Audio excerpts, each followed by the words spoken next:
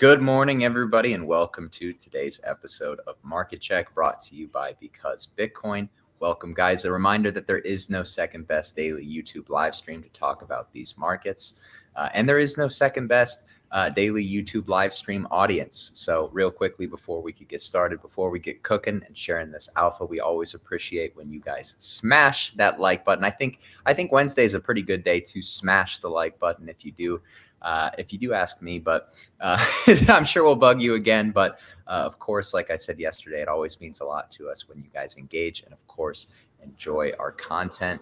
I'm Snorlax. You guys also know me as Tommy. I'm joined by Max and Jackus.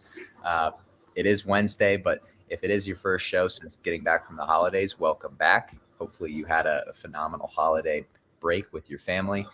Or any time off the charts, right? It's a very chaotic market, and that's reflected with some of the price action that we've already had this week, right? Bitcoin and alts started out with a dump on Monday, reverted higher on Tuesday, even made new weekly highs. I think we even made a new high of the year on Bitcoin. I'm not entirely sure. I guess we technically swiped it by a few basis points, maybe not on every exchange, but a new high of the year for Bitcoin. I am in the camp that I think that this level on Bitcoin is especially important. You know, we've been saying that for a while, but this is really the first area, since the rally started where we're seeing meaningful asks from entities like Bitfinex start to enter the market here after we've seen, material evidence with an open interest of big longs potentially closing here over the last few weeks. So I'm very, very interested to see whether or not these asks that are getting filled, and this is something that we talk about on our GigaChad call here, pretty much every morning and afternoon. So I'm just going to plug that here real quick. That is something that I'm looking out to see exactly how we perform around this price, right? Because these asks are getting filled and there are shorts entering the market. That doesn't mean that the shorts entering the market are guaranteed to be squeezed. They could be smart money, right? But if we flip those asks and we turn it into support, you probably will see some form of a God candle, which is also something that we've been talking about on our morning and afternoon calls. But I wish, and I said this before the call, I wish equities would give me something more to discuss here in my little intros, because it's just kind of a very steady and choppy grind higher. The VIX is bleeding out. I do think we're maybe getting into a spot where some level of a pullback is, it's not, you don't have to get one, right? But we are fairly overextended, so you might see some small pullback within the trend. What does that look like, right? I know some very smart people calling for something like 4350 on the S&P. I also see some people thinking that we just hang out above 4500 before eventually trading higher. And I think that the method of which that we trade in equities over the next 2 weeks will probably determine just how aggressively higher we can potentially go here over the next few months. But yeah, no, I hope that sets the stage, guys. Happy Wednesday. Happy hump day. Would love to know what you guys are seeing in the markets. Like I said, it's been a bit of a volatile week in crypto, but that's exactly what we want, right? These big, wide weekly ranges. And if we can get them, trends, right? The stage is set. Thank you, Snorlax.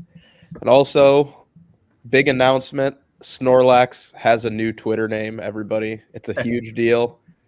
His new name is Plutonic XBT, man. Look at the X planet behind him. I guess it's not a planet anymore, but it used to be. There's a lot of signal in Pluto, and there's also a lot of signal in Plutonic. But yeah, thanks Snorlax. Would you ever go by Plutonic now, or are you still going by Snorlax? I still gotta go by Snorlax, just because I feel like that's what everybody knows me by at this point. But I felt like I had to maybe juice the because the snoring Pokemon thing. I mean, nobody even knows, if you were to look at my profile, that I'm trading crypto. Like, I have people just tag me in Pokemon related stuff all the time. And I don't what like if we that, did this? so. What if we gave you a full name? So your new name is Snorlax Plutonic, as in first name, last name. And then I can call you Mr. Plutonic, Snorlax Plutonic. I can live with that. I like it the other way around. Plutonic Snorlax. Oh, okay. All right. Well, Tommy, we can maybe marinate in that a little bit. We'll see how it turns out. But Yeah, guys. We'll see what the flavor of the, or maybe you can combine the two and be like Snorlactic. Snorlactic is a good one. All right, guys, we got to get this out of the way right away. We got to start the show with our medicine. This is the ice bath before the workout, all right? And we got to do it.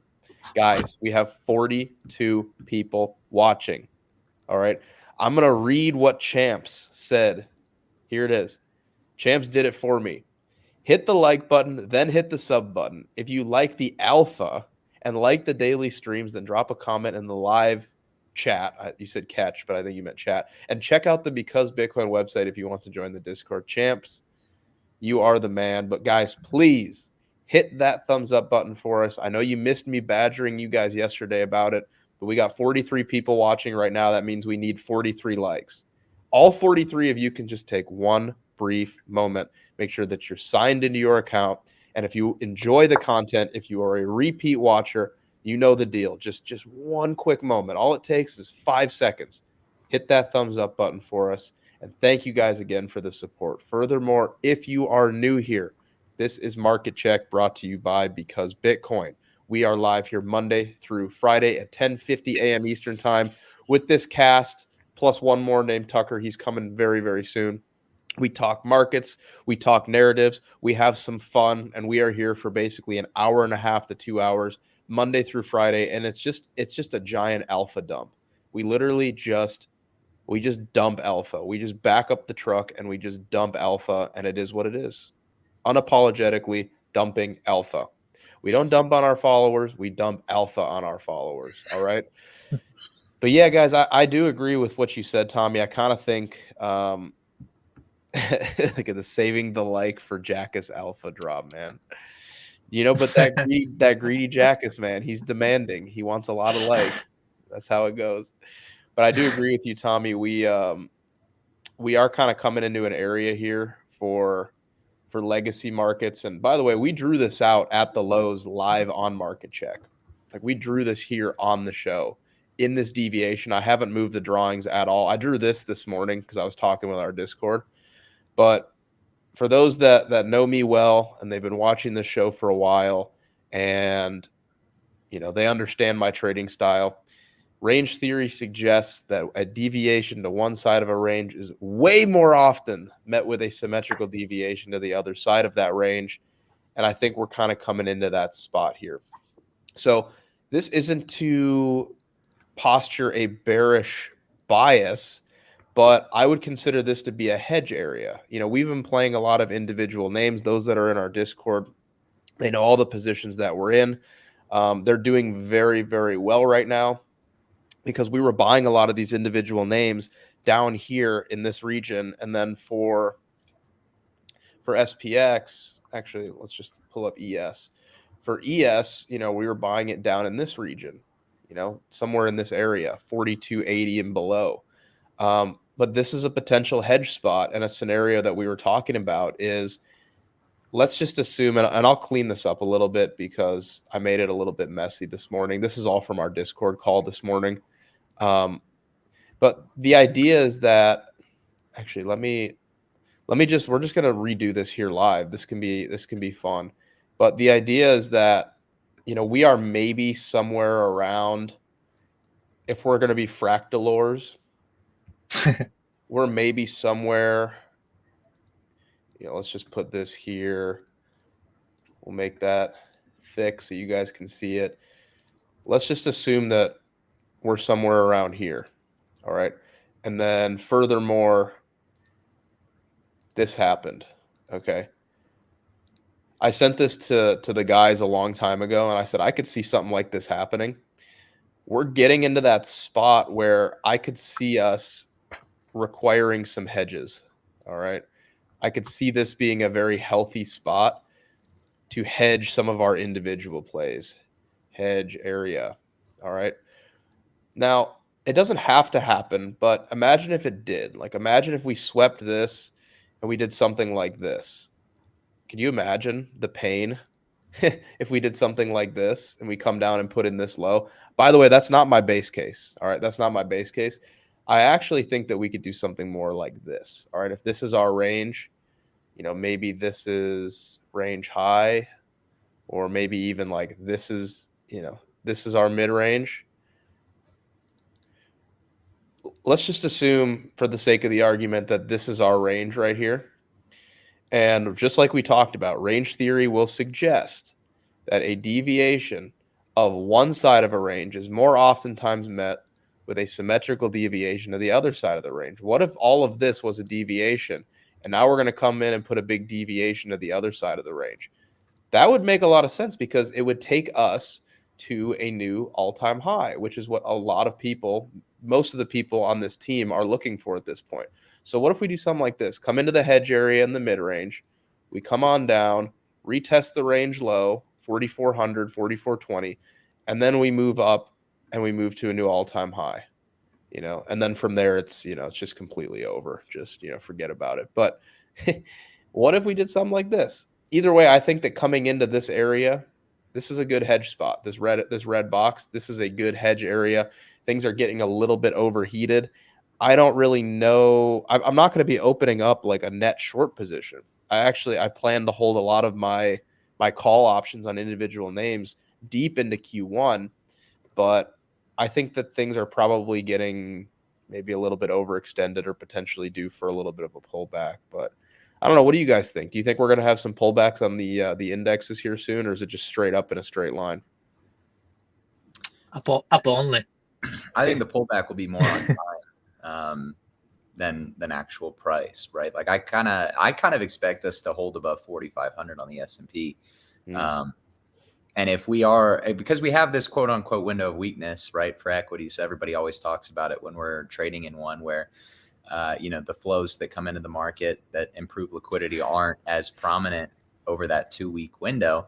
And we're in that window right now. So if bears are unable to send it lower and we're still trading above 4,500 when that window of weakness is over, then I don't see any reason why we don't just move aggressively up towards potentially even all-time highs by, early Q1. Let's go. Yeah, we certainly can. Yeah. I would. I think SPY is interesting where it's at. Like, I think like hedging makes sense here, but I would say like if you want to look at something that looks like it has strength, it would be Qs. Qs looks like they're the strongest to move to all-time high more more than anything across the board right at the moment. But it's the only one that looks strong. The rest of them are kind of hanging out at all-time high, not really knowing what to do. It's like they're sitting there, the whole poking the stick at the dead animal or whatever, trying to see if it has some life left in it. Right at the moment at resistance. So we'll see where these go. I don't bid resistances. I don't think it's smart to bid resistances. I think you're looking for a breakout and then you can bid, or you're looking for a breakdown and then you can bid. Those are the two scenarios I would look to bid at the current price range. But again, I would look at Qs, because Qs is just completely annihilating the entire market. So Tommy, you don't think we're going below 4,500, at least for right now? Well, I think there's two types of scenarios, right? Because we are in that window of weakness. I think there's plenty of reason for us to, from a technical standpoint, to pull back into that region. There's obviously liquidity there. I'm just gauging off of my perception of the momentum and the flows that have come into the market since the beginning of this rally.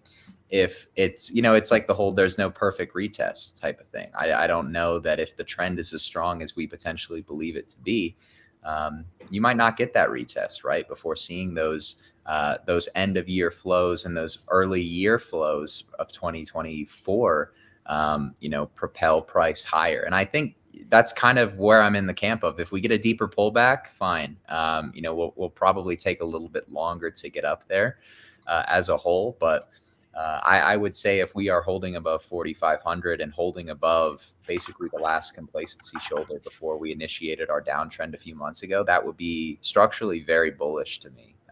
And the flows would then support price after that. Yeah, that makes sense to me. I don't know. I'm a gap filler. All right. You guys know that I'm a gap filler. And these gaps are driving me a little bit nuts, if I'm being completely honest. Like, I don't think we come back to this one. I think we're safe. but just given this little breakout that we had, I don't know if we could go that deep. That just seems really deep to me. I do agree with you. Like we shouldn't really get a retest like that. But yeah, I mean, it's just staring me right in the face. I don't like it. One thing I noticed with those impulse candles, Max, like those gap ups, and you see them in crypto too, with the flat candles on the higher time frame, like candles like a 4 or 12 hour. Often when you see that, it like the impulse itself is representative of a scammy move that trapped participants and took their liquidity, right? So to me, it's indicative of a strong trend if we don't go back and fill the gaps. Yeah, I would agree with that. I really would. I mean, here's a prime example of one, right? Right here. We didn't come back there. Nice little gap. It definitely happens. Cut out. Forgot about that. This one? Yeah, I did forget about that gap. There's also, I mean, there's a wick in this one. Actually, no, it was from the day before. We didn't get this one either. There's like plenty of examples. That's what I keep on reminding to people, that not all gaps will get filled. Not all gaps will get filled, guys. Keep that in mind. Not all equals will get set, and not all supports will get tested. And until you break all-time high, though, there's always potential to come back and fill them later. And then once you break all-time high, speculation sets in and price can drive much, much, much higher. And now all gaps have been left behind. That's why all-time high is an easy one to bid, but outside of that, you can always pull back somewhere in there. And by the way, I think all of these gaps will get filled. Just not yet. Oh, they'll get filled on the way down, Jackus. Oh yeah. They will. Yeah, when we do this. Yep, that's the one. one. Oh no. That's the one. I still wonder how much time we spent up there. I think the best time to short will be when I'll be doubting my future bearish bias. That's the time to probably be short. When I'll be like, man, maybe I miscalculated. Maybe I miscalculated it with the recession. Maybe it's not happening. Can we go up? Man, that's the time to sell everything for me. That's a great illustration. Yeah, when you start questioning the whole is the recession ever coming scenario, that's the place. That's the place. I took that same thesis, Jackus, in 2021, where I was like, man, maybe the super cycle actually happens. I'm like, oh, I need to get out of this market. It's over. I have come back to reality. I have a theory developing on what kind of price to expect with the S&P, and it's kind of driven by the idea that Bitcoin led markets in the sense of the type of patterns that it could print. You might see the S&P basically be in the equivalent of where it's about to experience that Q4 ripper that Bitcoin had in 2021, where the dip that we had into 4,000, 4,100 was effectively September of 2021. And you're about to see Bitcoin made a new all-time high, but you could see the S&P make a new all-time high as well and kind of print. I'm kind of thinking a structure could be printed fairly similar to that.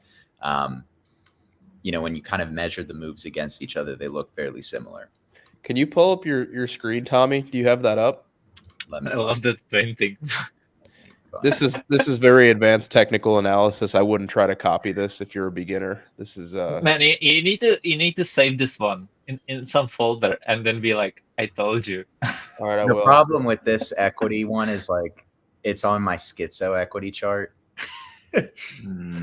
They aren't ready for that, Tommy. They're not ready for that. That's true. They don't know what it represents unless they're like an OG listener. Yeah, that's true. Tommy, do it. They're ready. I'm working on it, Max. Cleaning up the chart. No. Don't clean it up. Do you guys know what I'm ready for as well? I'm ready for the smash of the like buttons. I am ready for that one. And I don't know what numbers are we at, but yesterday we just had 60, guys. And I want today to reach 70. When we reach 70, I'm about to dump some alpha. All Zeal wants AVAX alpha. I'll get into that. But there's even more. and that deserves 70 likes. So feed me, guys. Feed me, because I am greedy and you guys are hungry. All right, and here we will see Tommy pulling up some alpha.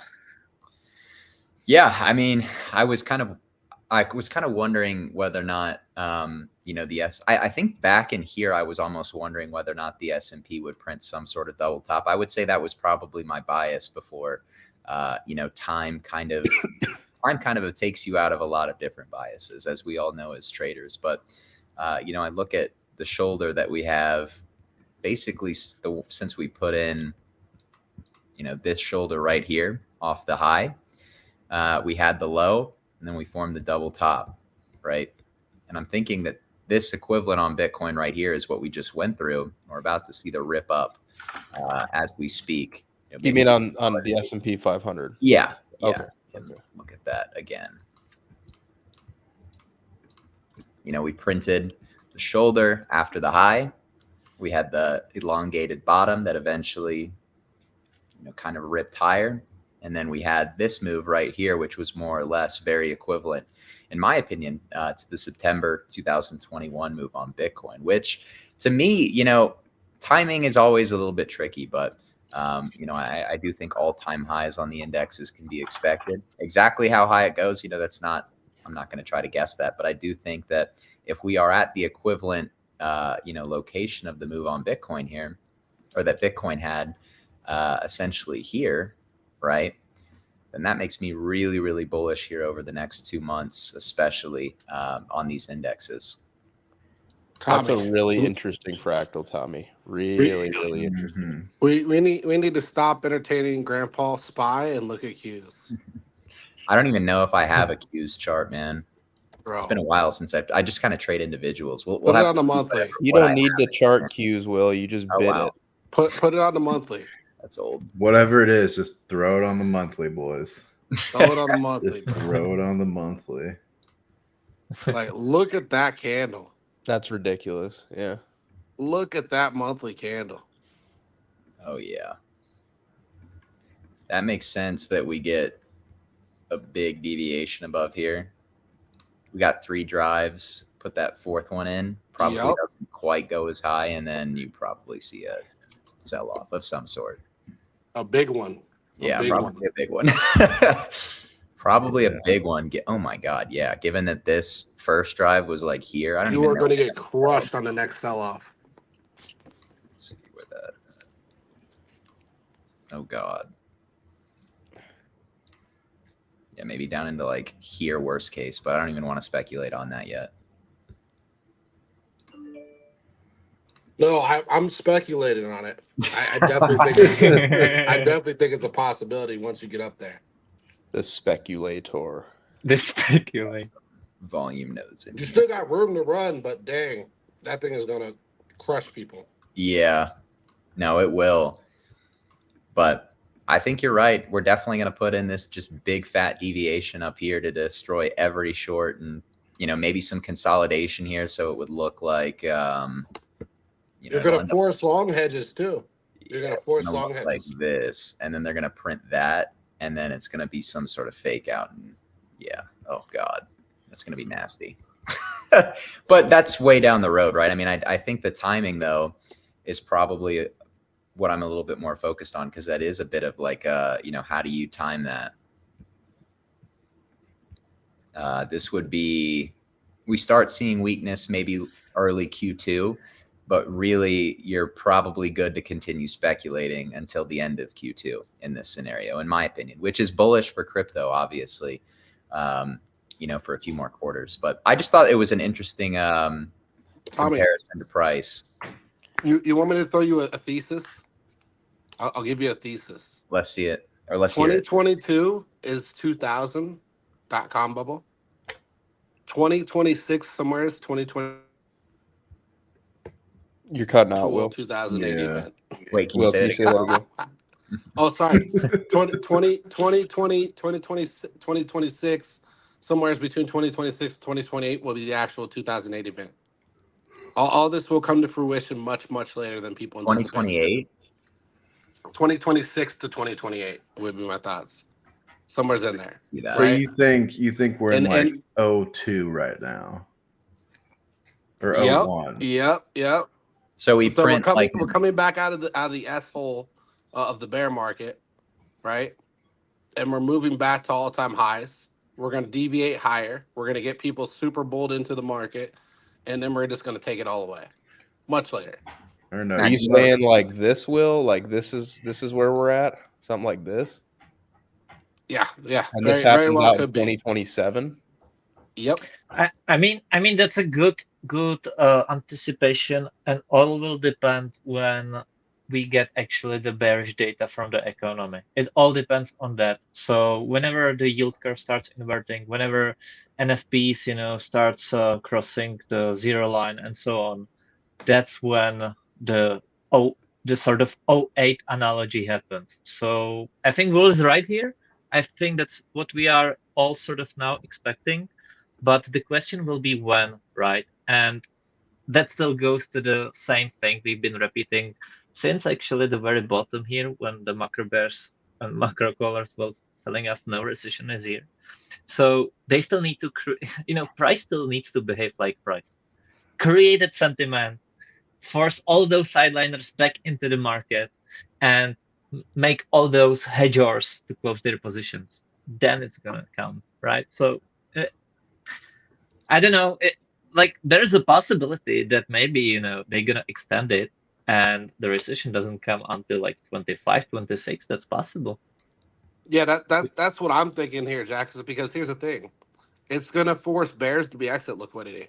That's Yeah. exactly what it's gonna do. They're gonna Yeah. buy the tops. They're gonna buy the Oh, yeah. breakout of the all-time high. They're gonna Oh, yeah. play the breakout, thinking that there's a lot more upside. They're gonna get chopped up there in the range. They're gonna think that there's gonna be a continuation, and it's gonna rip right back down. Yes. So By what the way, if Tommy, you need to go and post that fractal right now on Twitter, because that is going to get 1,000 likes. And if you are not going to do that, I'm gonna steal it and post it there myself. all right, I'll do it, but I'm gonna have to do it on a different chart that doesn't have all my schizos All right. lines. You guys Be don't the, even repost be want the to know. engagement whore. Be You the guys don't engagement even want to know what those vertical lines are. You don't. whore. A different level of wrong. autism, man. Yeah. Build that out. Yeah. People love fractals. People this, love man. fractals. I love fractals. Now keep in mind too, and this is where bears got it wrong. 2000.com bubble was not that bad, not in comparison to That's 08, true. That's right? true. My dad got wrecked in the tech bubble. I think he would disagree with you. Well, some people ate it worse than others, but you get what I'm saying. Like the bottom for 2008 was much deeper than the bottom for 2000 bubble, right? Yeah. And that's what I The- think a lot of people aren't getting. They think this is 2008, but they're too late to the 2008 or too early to the 2008 play. I think that's a great point, Will. And the tech bubble was basically just everything being absolutely oversold. Like everyone was riding the mania of the tech companies, whereas the 2008 was actual problems, right? That's how I would view the two. Like tech bubble was really just the market being very overbought. Like something like 2017 BTC was very overbought, whereas like the 2008 was really, really, badly bad products in the market. I think Everything. about it like, and sorry for interrupting you, Jack. It's like, No, like go. Bitcoin's two tops in 2021. I feel like it's a perfect illustration of it, where, the spring, that first top, you had incredible volume. You saw incredible retail inflows, lots of speculation into, on-chain stuff. Basically everything was pumping. And then the second top, after people got wiped out, was more of a bounce from shorts covering. It was more so rebalancing flows than an actually, incredibly bullish market. And the volumes reflected that, right?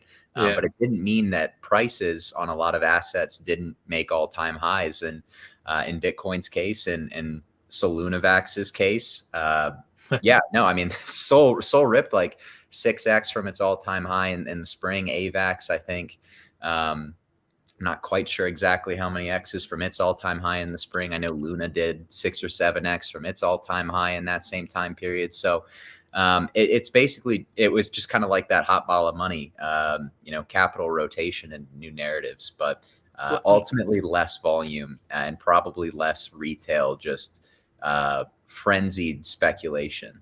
But but Snorlax, you explain exactly what's going on right now. Yeah. Retail has no money. Like Yeah. look at savings and so on and so forth. They're all broke. This is institutions chasing institutions. That's what Oh it yeah. is. Big money chasing big money. And like our reckoning came in the first wave. Their reckoning will come in the second. That's what I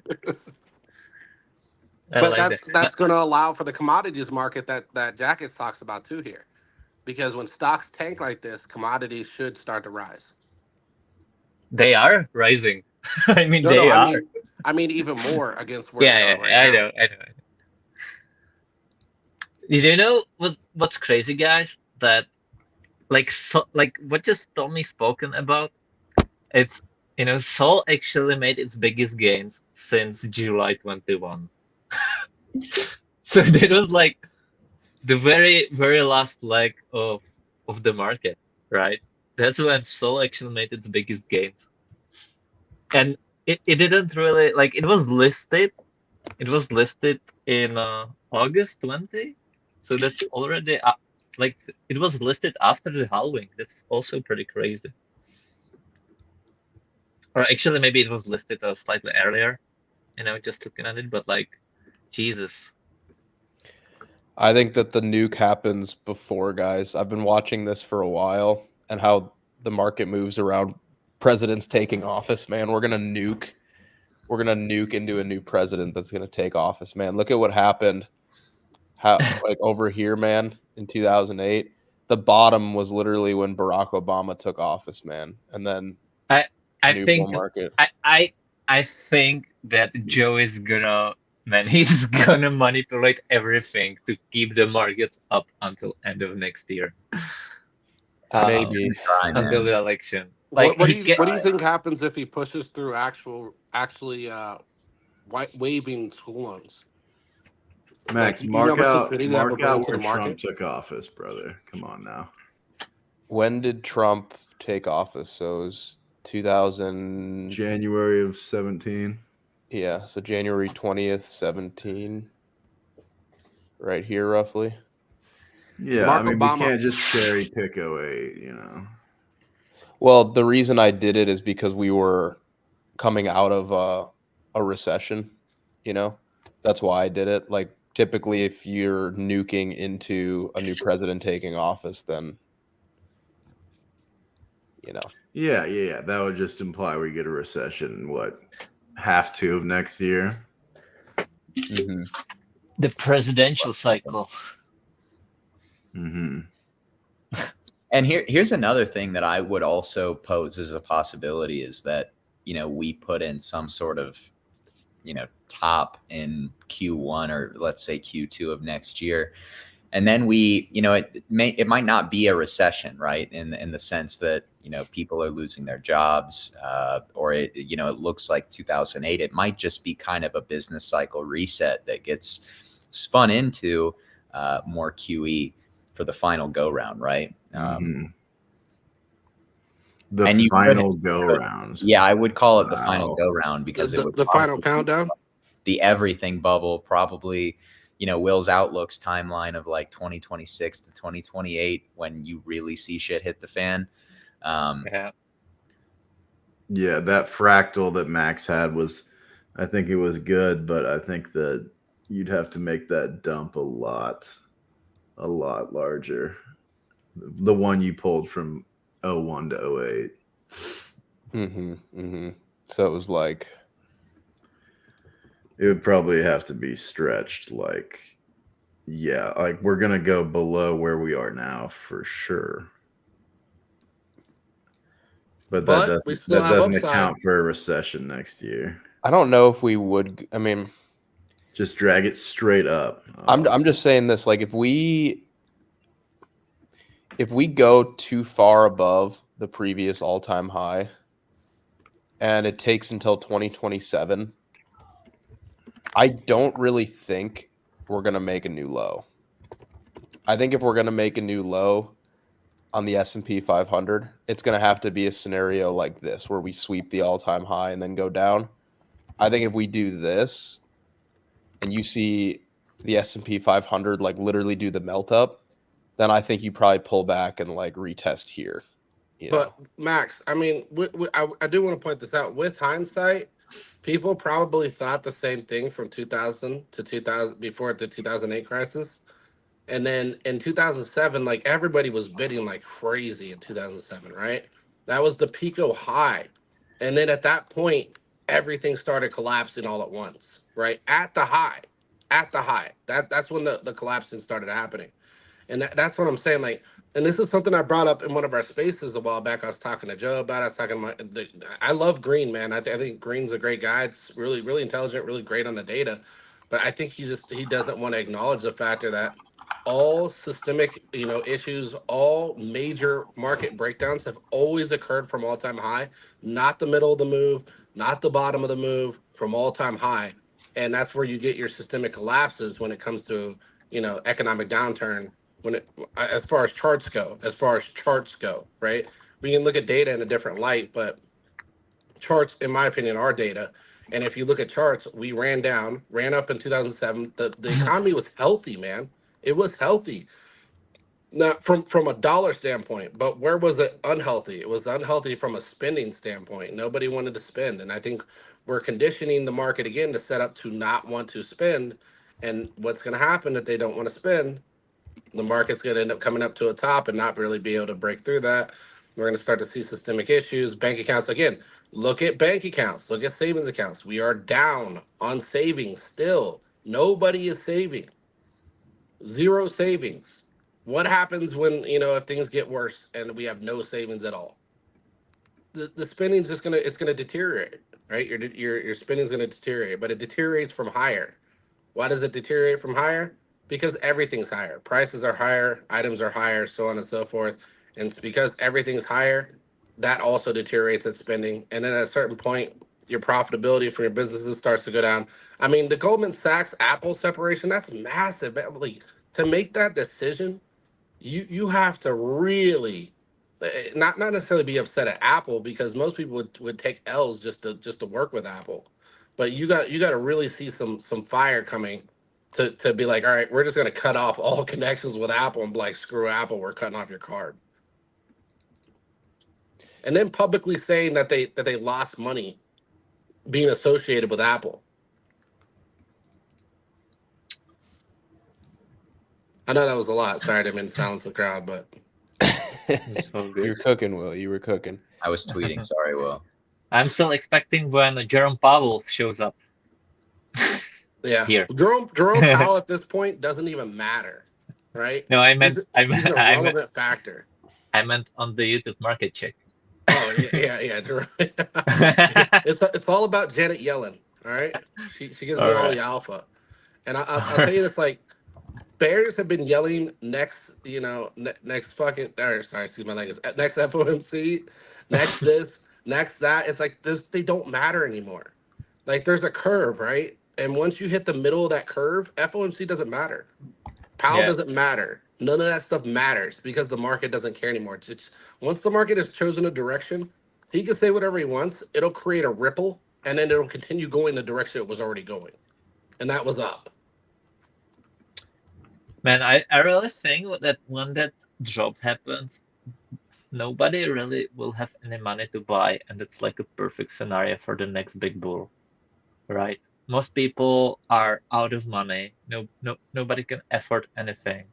And if people will be aping the new all-time highs here on equities and believing the soft landing, like the last piece of money they had, then really with that recession, all the shitty institutions will solve the bottom. All the people, nobody will have any money to buy in, and that's where like the big sharks will just scoop up everything for the next 10 years. You got it. There's people sidelined waiting for that. They're salivating for that while But everybody else is chasing.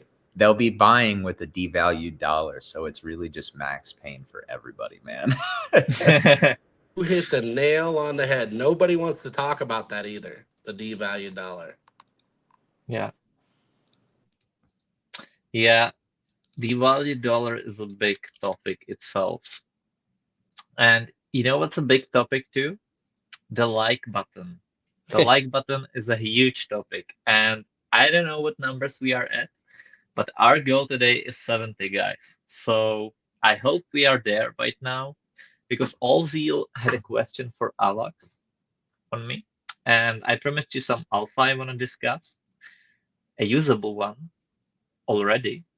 So be sure to get to 70 likes, guys, as soon as possible. Okay. I don't know. I'm just literally drawing high time frame macro charts right now, but it is what it Max is. is bored. Max is bored. I'm just drawing, I'm just drawing, forecasting people losing their jobs and the Fed dropping interest rates. But yeah, anyways, guys, look, here's the deal. You're doing really good on the likes. You're doing a good job. We're at 52 likes right now. We got 62 people watching. Jack has requested 60 likes. 70. Was it 70? Oh, geez. We had 60 yesterday. Okay, guys. 70 is the number. We'll negotiate on your guys' behalf with Jackus. We'll see what we can do. We're here to broker peace with Jackus, but he's very demanding with his likes, guys. That greedy Jackus. But guys, it does just take one quick moment. If you have not liked the content yet and you are enjoying the show, please consider hitting that thumbs up button for us. It really does wonders for the growth for the channel. And it just takes one quick moment. So if you haven't liked the video yet, please make sure that you are logged into your YouTube account and just hit that thumbs up button for us. Again, we very much appreciate the support. And again, it just takes one quick moment. Furthermore, if you are new here, this is Market Check brought to you by Because Bitcoin. This is our daily live show. Monday through Friday, we go live with this full cast that you are looking at right now at 10:50 a.m. Eastern time. It's basically an hour and a half to 2 hour long alpha dump. We just talk charts. We talk narratives. We give setups. We leave it all on the table. We put it all on the table. We leave it all out on the field, guys. It's a giant alpha dump. So if you're new here, make sure that you also hit that subscribe button so that you can be notified when we go live every single day. But again, thank you guys so much for the support. We greatly appreciate your guys' ability to hit that like and subscribe button. And thanks again for tuning in. It is truly heartwarming, but we are still only at 56 likes. So just a reminder, if you have not liked the content yet, please hit that thumbs up button for us. It really helps us grow. And the reason that we're able to grow so quickly is because of your guys' consistent and diligent support of what we are building here at Because Bitcoin on a daily basis. Anyway, Tucker, do you want to show some charts, man? I'm just doodling now with high time frame doom charts, but if you have any charts, man, that could be fun. I'm always at peace when Max starts to talk about likes. It's like, I'm a trained professional, Jackus. I went to college to study likeology, so I know how to do it. Yeah, they really should, man. Like, I wouldn't be surprised if like in a few years they start to teach something like social media, engagement farming 101. Engager. Yeah. Yeah. I don't know. Tucker doesn't seem to be here, man. I think he's I think he'll be back soon. But yeah, I mean, I'm just looking at Bitcoin here, guys, and it just kind of seems like it wants to do the same thing over and over and over again. Just tell me. Yesterday we discussed the market makers. Do you want to expand on that? Do you want to discuss it, or is it private talk? Yeah, that's probably some alpha I'll keep for a day with. All right. Honestly. All right. I mean, I don't know who's feeling so motivated to short these highs every single time, but if you just look, every single time we keep doing the same damn thing. It's so annoying. It's so annoying. Someone needs to get blown up here. It might be longs, man, because this is what I was kind of saying at the start of the show. Like, yeah, there are a lot of people feeling shorts at the top, but I don't think they're offside yet, right? I think it could just as easily be smart money or the cartel even potentially filling their asks here, and that's something that we've done this year. Really, is we leave a ton of untapped short liquidity before eventually rebalancing it, and we use those forced buyers that we kind of leave around to eventually leg up higher. We did that in, I think it was February. Well, we did it for one in January, right on that initial run up. We did it again after we topped near 21.5 and pumped to 23.5. We rebalanced shorts to create that high. After that, we kind of bled down into 19.6, and all the residual highs that we left there on a bleed. And there were a lot, eventually got rebalanced. And then, of course, more recently, we did it again a few weeks ago at that downtrend that we had from 31 to 25K. We left a lot of untapped short liquidity, and when we rebalance it at all, and then it eventually, those forced buyers create our new highs. So what does that mean, Tommy? 34K, 33K? I mean, I don't know. It's like I was saying, I think it really depends on how price behaves at this price, right? Because if we, I think if we swipe those highs 2 or 3 more times and we're still not putting in a God candle, I think that's a sign of weakness, or a sign that at the very least the asks being filled are by people who want to see lower prices before we go higher. Yeah, for me, it's no longer time capitulation. It's prove it or lose it. And bulls have air and opportunity at this point, so they have to. And again, I'm a bull, so I want to be very adamant about that. But they have to prove that this move is true, and the only way they can do that is with a forced move, which means they got to really push up here and push up hard, and break through the resistance with force, not just come up and touch it or dilly dally a little bit past the high here. We need to really push through that resistance if we're going to show strength. Otherwise, you're just showing weakness, right? And time capitulation of hitting its head against the ceiling could show that it doesn't have the strength to break through the ceiling, and it needs to come back down, take a rest before it gets that strength that it needs to be able to do that. And that could be after a major retrace if we continue to sit here and hit our head over and over and over again. Again, I really don't think it's a bad idea right here where we are price to hedge your spot or long positions for downside, right? And potentially kind of like what Max said today. I like that approach. Is like just hedge your position to go to zero, but hedge it enough to where you're not losing a lot. But if the move does move against you, you can offset the amount of money that you'll be setting downside when that pullback does occur. Yeah.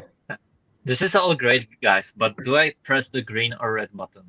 What are the instructions? Dude, I think you wait. That's what you do right here. I think if you're trading, you have to just assume that this same pattern is going to keep playing out.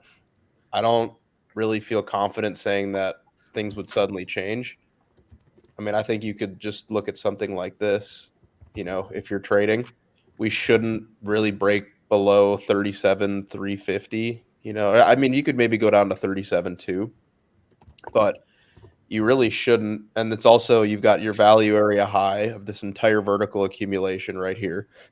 So, I'm just looking at this, and why would things suddenly change now? You just keep bouncing off of previous demand here. I'll just get rid of these boxes. We can see them without the boxes. But you can see that these lows just continue to be respected. Like, previous demand continues to hold, every single time. We move up, we come back, retest previous demand. We move up, come back, retest previous demand. Move up, come back, retest previous demand. Move up. Previous demand now is 37,345. I don't really want to assume that just because we're doing the same thing we've been doing for the past 5 weeks, suddenly it's going to change. So I hope that this happens. And I think you have a very clear invalidation if it does. But yeah, you're going to want to see these lows remain protected. You're going to want to see this pattern, remain safe here. This same thing over and over and over again. Like, you're going to want to see all this demand continue to hold just like this. I agree. I think 37.4, 37.5 is a good spot to look for a bounce intra-week, personally, for a run back at the highs. And I think, longing some of the coins that have been showing a lot of strength throughout this little intra-week uptrend that we've had on Bitcoin are probably going to be the outperformers, right? Like a Solana. That was something that we were talking about before the call. Celestia, I'm not quite as confident on it as Sol, but could make another run at those local highs, but it's got great volatility going. So could get good bang for your buck there. But yeah, no, I would say if we bounce out of 37.4, 37.5, any encroachment of that region again would not be a good sign to me. You bounce out of that, you want to continue printing that upward trending structure, right? Yeah, you need to see this here. Nah, just look at Q's monthly. That's what you want to see. That's what you want to see. Only at the wait, Tucker. Just for Bill, I want you to go to the Q's 1 second chart. Max, do you have the 1 second favorited? No, I have a lot of really solid mental health, and I don't.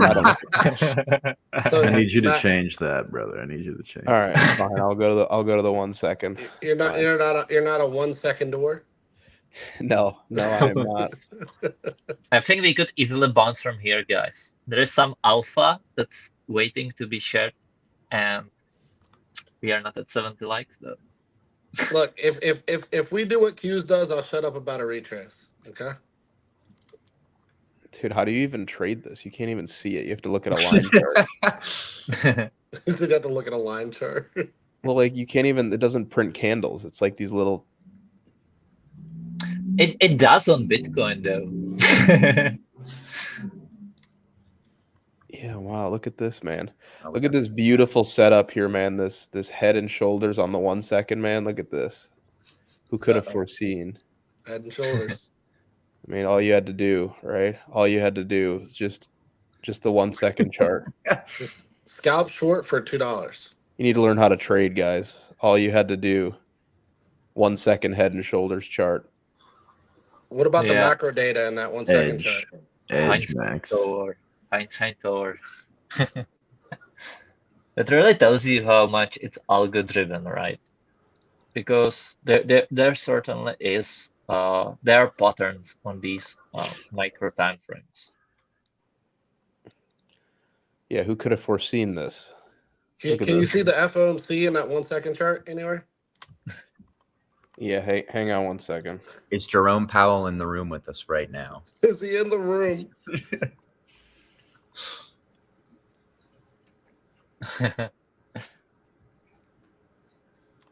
Man, it's been cracking me up seeing Janet Yellen on our spaces all day or all week. With a gun. With the gun. buy my treasuries or else. Or else. I mean, we swept 37.5, right? I mean, 37.550. 62 likes. That's close. We're getting there. Dude, how about Clean Spark? Clean Spark's been a Discord favorite, man. We've Just been Chad. Yeah, man, this is where the BB Discord got in, somewhere around $4 kind of on average. Just cruising, man. Just cruising. Don't even have a stop loss, man. It doesn't matter. Just holding it. But yeah, man, this has been really great. The only thing too is we got earnings tomorrow. So I don't know if Tucker, you have any thoughts on that, but yeah, wait, what are they projected? They're projected 53. I bet they beat on revenue if I had to guess, just because Bitcoin's up a lot. EPS, I don't know, but I would guess they beat revenue. I like what Todd just said.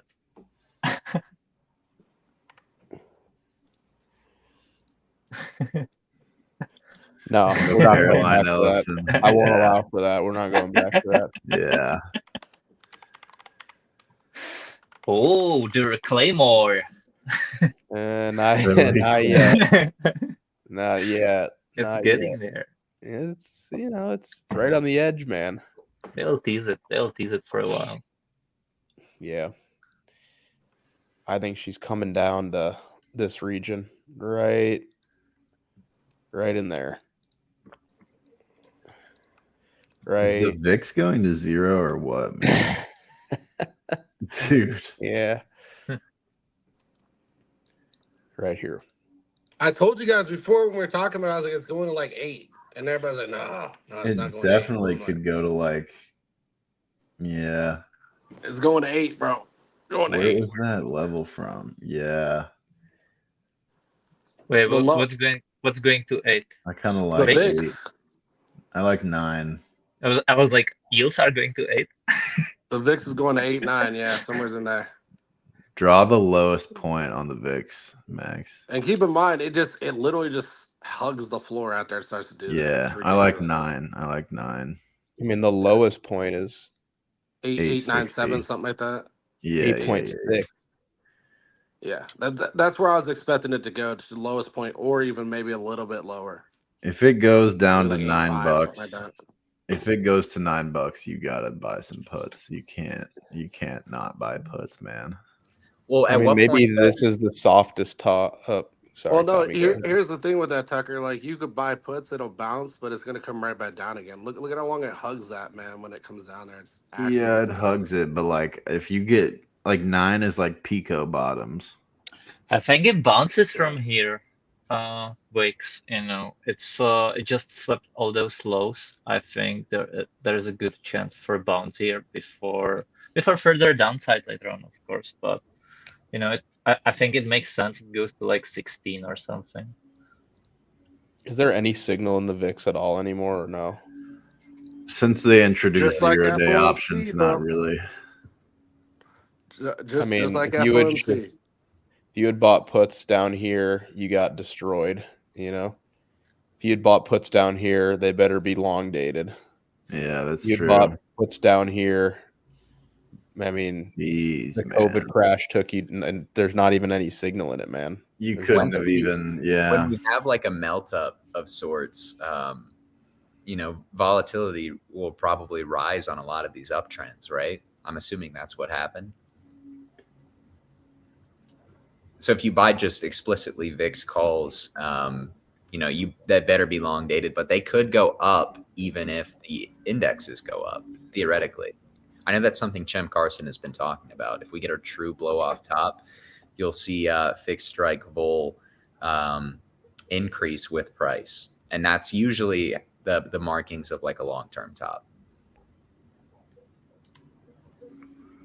Yeah. Yeah, I mean, did you see they're adding 0 days for commodities? Are they really? Mm-hmm. They're What so is greedy. They just can't help themselves. They're adding 0 days for like gold, silver, and a bunch of other commodities. what is 0 days? 0 DTE options, 0 day till expiration options. Oh, All it is them trying to add more beta on beta on beta. They're like, how can we keep on adding more to the pond? And that's all they keep doing. Well, Like, no, it's it's just Ken Griffin needs to fund his mansion, man. That's all it is. Have you seen that house? Yeah. Have you Mhm. seen that house? $220 million compound. Mhm. all Gotta through put that money somewhere. liquidations. All through liquidations. Dude, we're gonna take a brief little break, and we're gonna talk about this house. I need to show you guys this house if you haven't seen it yet. It's unreal. He's created the best Ponzi in the U.S. Yeah. He deserves that house, man. There is no second best to Ken Griffin, man. It's just Jack, is the 0 DTEs just make the market like super reflexive on an intraday basis. Like people can position directionally for the day. And if you're a big player, you can just control the market with them. that's interesting. So here's the New York Post talking about Ken Griffin's new house. The enigmatic financier, known for his vast wealth and astute investments as founder and CEO of the once Chicago-based Citadel, now Miami, has made headlines by acquiring more than 20 acres of prime Palm Beach real estate. What's even more astounding is that Griffin, 55, has obliterated the existing homes on his sprawling property with intentions to spend between 150 to 400 million on constructing a mega estate. That will be worth, where is it? It will be worth, estimated 1 billion upon completion. Oh my God. So here's the span of properties, man. He literally just bought like a whole luxury neighborhood. Like all of this, man. All of this. This whole thing, man. There can't all be for him. It's got to be for like his family and. Well, no, he's gonna knock them all down, and he's gonna build just a It's massive gonna be a house. compound for himself. He just doesn't want to have neighbors. Yeah, exactly. No HOA. Elimination of neighbors. You just bought the HOA. Can you guys see this? I'm trying to zoom in. He owns here. the HOA. Bro, here's the freaking lot, man. Look at this thing. Oh my gosh. Look, Max, it's not a lot. It's a compound. There's a It difference. is. There's an upper and lower lawn. If I had a garden like this, I'd probably host paintball parties there or something. He's trying to build a modern day Palace of Versailles, man. Mm-hmm. Do you think he makes his own like lawn mowing company for his own property and makes his own electrician company for his own property? He'll probably mow it himself, man. This is kind of disgusting, honestly, man. This is a little bit disgusting that like a person's actually doing this. Talk about greed, bro. Like that's Max. Like I'm not even a person who like really cares about what other people do with them. Okay, bro. He says in September 2019, for one person, bro. In September 2019, a company linked to Griffin paid $99 million for the mansion at 60 Blossom Way, which has since been raised to make way for the new mansion and guest house. Bro, he literally bought $100 million house just to tear it down. He has too much money. It's that simple. You shouldn't be able to. That's flex. That's flex. You know what we call that, man? Do you remember that quote I sent you from my whale friend Max about slippage? Yes, I do. Yes. It's not about bips, it's about multiples. Yeah. The cost of doing business. Wow. Can you imagine, man? I mean, if I had that much money, I would do that too, man. We all would. Like, why would you just like have that much? Bro. No. Why would you have that much money like in a bank when you could build something like that and you could enjoy it? Like, bro, I go buy an island or a yacht. All right, whatever. Yeah. I mean, what he basically did is he basically just built a private resort. This is what this is. It's a private resort. But he tore down another one to build it. That's obscene. No, Will, he didn't. No, he bought 12. Okay, he didn't buy one. He bought 12 contiguous acres.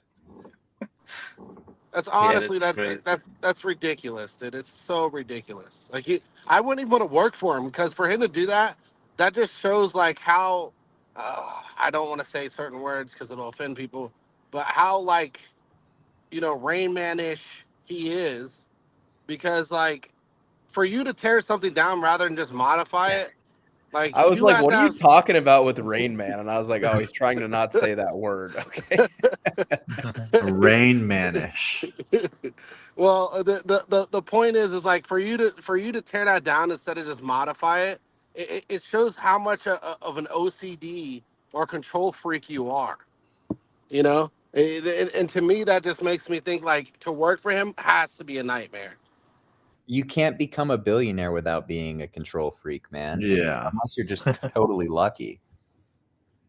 No, I mean, you can be a control freak to a degree, but that's ridiculous. He spent $500 million on the land.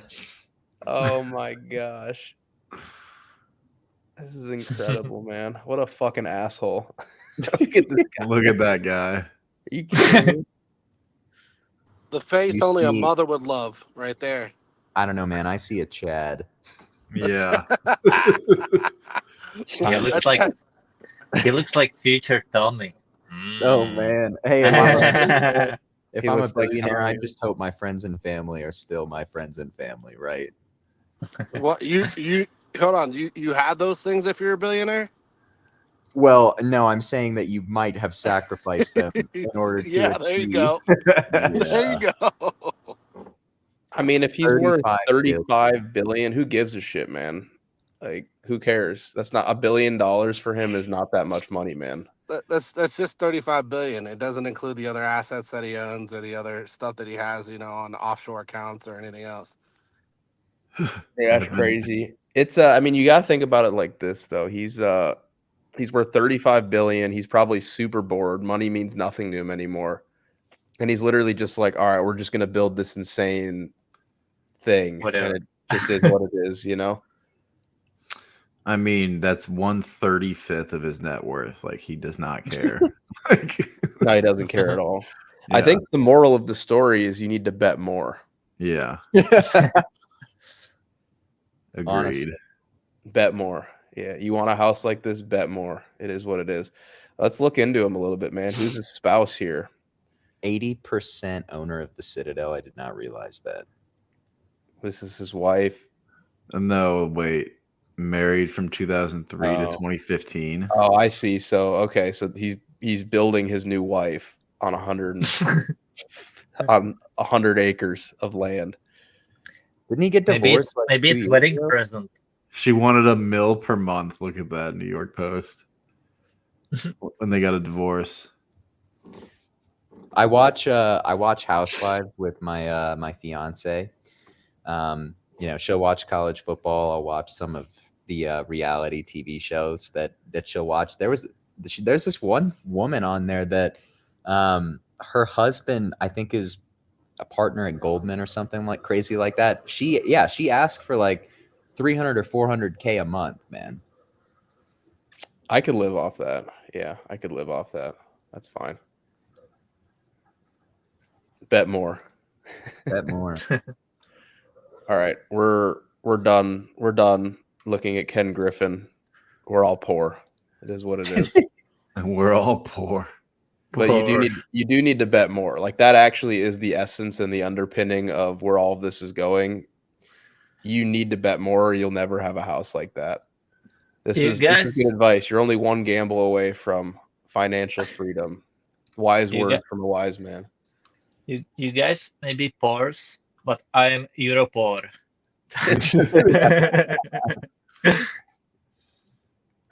Bet more. All I know is if you're not on his level, you're poor. All right, that's just what it is. Dude, it's crazy. You can't even fathom the amount of money that is. Like, I'm sorry, if you had like $10 million in the bank, you could basically do whatever you wanted. Like literally whatever you wanted. Live an unbelievable life. If you had $100 million in the bank, you could literally do anything. You're basically like, you're beyond free, man. Anything that you want to do. $1 billion, you just can't even wrap your head around it. It's unfathomable. We look at the number and it doesn't really mean much. We just kind of oogle at it. But yeah, but imagine crazy. like just sitting there at your house and trying to figure out what you want to do for the day. Impossible. That's what I'm saying. I would just be sitting there thinking about what I wanted to do. All he does is anything. He just comes up with new products to sell, man. How about the commodity 0 DTE? That could buy me another plot of land. Mm-hmm. He just finds new 0 DTEs to sell. That's it. Do you guys think he takes a vacation when he wants to visit one of his lands? What's a vacation? He just goes places when he wants to. He doesn't vacation. But I would say this too, those billions of dollars are the blood, sweats, and tears of all the poor people that he 0 DTE'd on the open market, because he keeps creating these things in hopes, making people hope that they can actually make money in the market when really they're going to get wrecked in most cases. Elon actually has a good idea, man. So if this guy doesn't have something to do and he doesn't know what to do with his money, he can just maybe ape 1 billion into alts, right? Dude, imagine if Ken Griffin got really into crypto. 0 DTEs for like Solana. It would be terrible, man. It would be terrible. It would be we would all lose money. But you know what it is, right? Like people like him and other people that have that much liquidity, they think crypto is for poor people trying to make it, and I mean, they're they not won't. It wrong. It is. is. It is. It Yeah. It is. is. We're all swishing our money together and hoping that we can scheme out the next person, but and I don't mean that like in any type of like predatory way because I don't create any projects, but I mean just like how you move through the market. But these these other guys, they're just not willing to put their hand in there, right? Because they're like, if we put our hand in there, they're going to take all of our money that we put in. So it's not a fair playing field for them until liquidity comes. Once that liquidity comes, then it's a fair playing field for them, and then they'll jump in because they can take advantage of other whales or other rich people. And that's kind of the issue we're running into, or at least the evolution I think we're running into as an asset class. The evolution, I want to point that out there because I don't think it's a hope. I think it's just a win. Is that as more and more liquidity drives in, eventually we'll have enough liquidity to a point to where these bigger players will want to play because they can play against each other and take each other's money. And then at that point, you're going to start to see a lot more liquidity flows in. But this takes time for these things to play out. So Well, I think we're still a full cycle way. Ken Griffin is the apex predator, right? So if you're He's the talking shark about, in the water. yeah, Yeah. well, he's the biggest shark in the water. So whoever comes in, you're right. He probably will wait for other big money to come in, and then he'll be like, all right, now it's interesting, and I'll come take their money. Yep. You got it. He's waiting for other sharks. He's not waiting for minnows and shrimps and dolphins, right? He's trying to catch those other sharks. And once he sees other sharks or whales that he can bite into, he's gonna jump in at that point. I think that's a solid case for Caspar, this one. I I would like love this. to rebuy. I would love to rebuy down there. Yeah, I mean, I got that from this area over here. It kind of does this. Here, we could just even remove this, right? It's it likes to do this reaccumulation where it's like, here's the highs, so like new highs, and then it just kind of like dropped down. Complacency shoulder, reaccumulate. So drop down, complacency shoulder, reaccumulate. Something like that, Let's go. Let's By the go. way, guys, we are 3 likes away from some alpha. Just mentioning. Yeah, guys, if you are enjoying the content, we need 3 more likes, and then Jackus is going to cook, guys. And Jackus is going to cook. So if you are enjoying the content, please consider hitting that thumbs up button. We got a little sidetracked today talking about Ken Griffin's mansion, but I think it's important everybody knows that there's a man out there selling you 0 DTEs and buying that house. It's important to know who's on the other side of the trade, and it's him, and he owns that house. Yeah. Evan said, if I were that guy, I would put 1 billion in alts. I think if you were that guy, you wouldn't even be looking at crypto. Yeah, You'd just be true. sitting there No, playing what you around all day. do is you take you spend like 3, what he's doing. You take 30, you shove it into T-bills, and you rake in 125 million a year. Yep. No, a month. Got it. I'm sorry, a month. 125 million a month, and then you play with altcoins. That's wild to think about that, man. Do you even trust the government to pay you back? No, At that point? no. Like, you are the government, Yeah. Yeah. Yeah. The That's government would be probably like, why you thank see you. him buying up all this real estate, man. Yeah. Jack, if we're at 71 likes, man. Are Like, we? all you can do is just buy premier pieces of property. Like, you have that much money, you just need to buy land that's never going out of style. That's all you can do. All right, Jackus, it's cooking time. It's up to you. showtime. 71 likes, Jackus. All right. Let's do this. Leroy Jenkins. Elite callback, man. Yeah. All right, Jackus, it's cook time.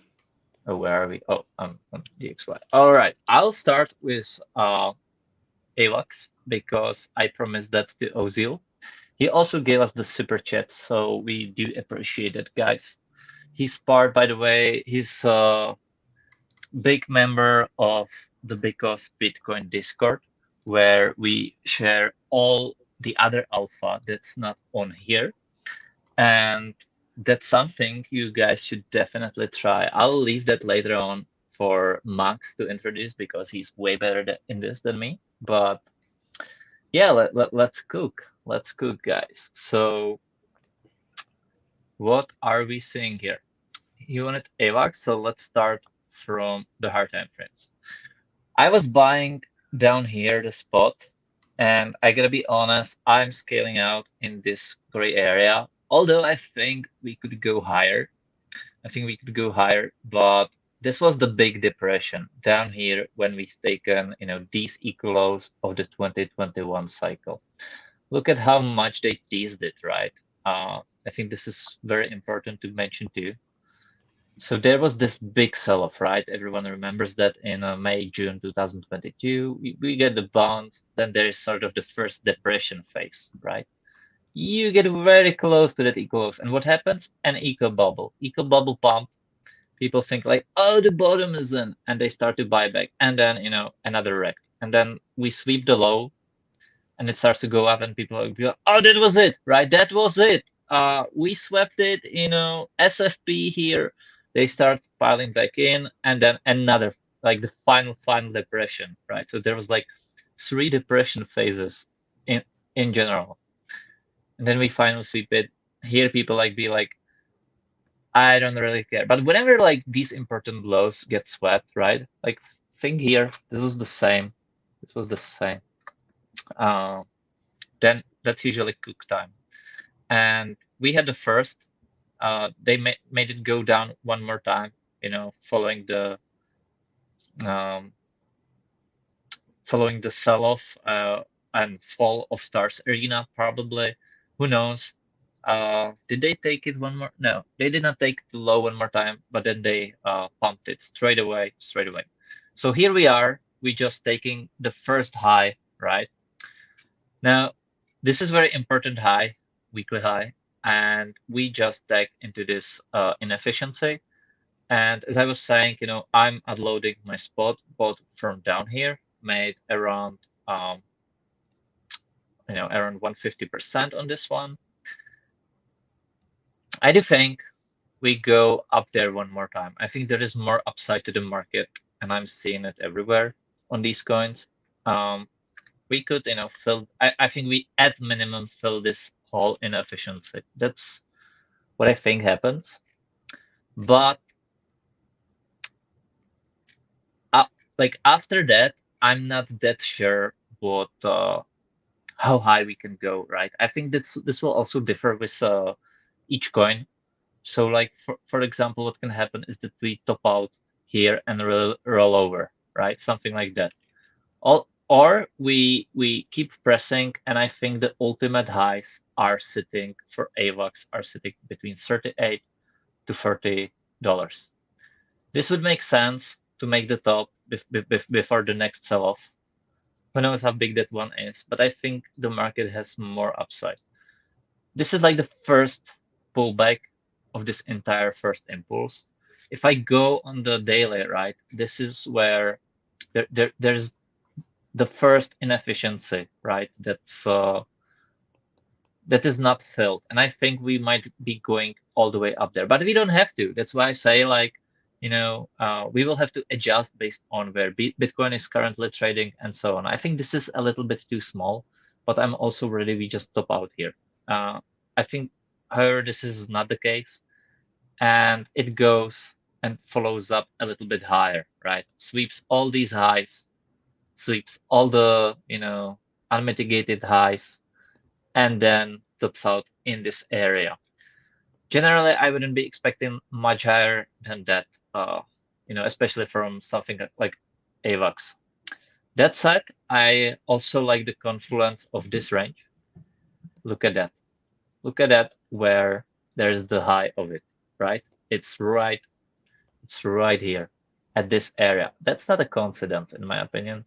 And I could really see the market topping around this area. That said, once again, we do not even have to go all the way up there. Maybe the market doesn't even have that much strength. We'll see. But yeah, that's my take. on AVAX. Moving onto BTC and some alpha there. So I think this is really huge.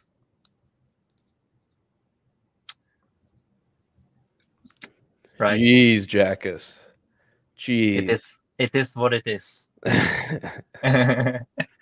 It is what it is. It's a reasonable bull and not stupid bear scenario. You're not moonboying right now? No, I'm not. This is relative. Like Moonboy would give you, 100K by end of the year. I'm not saying we do that. But bull market, yes. Pullbacks, yes.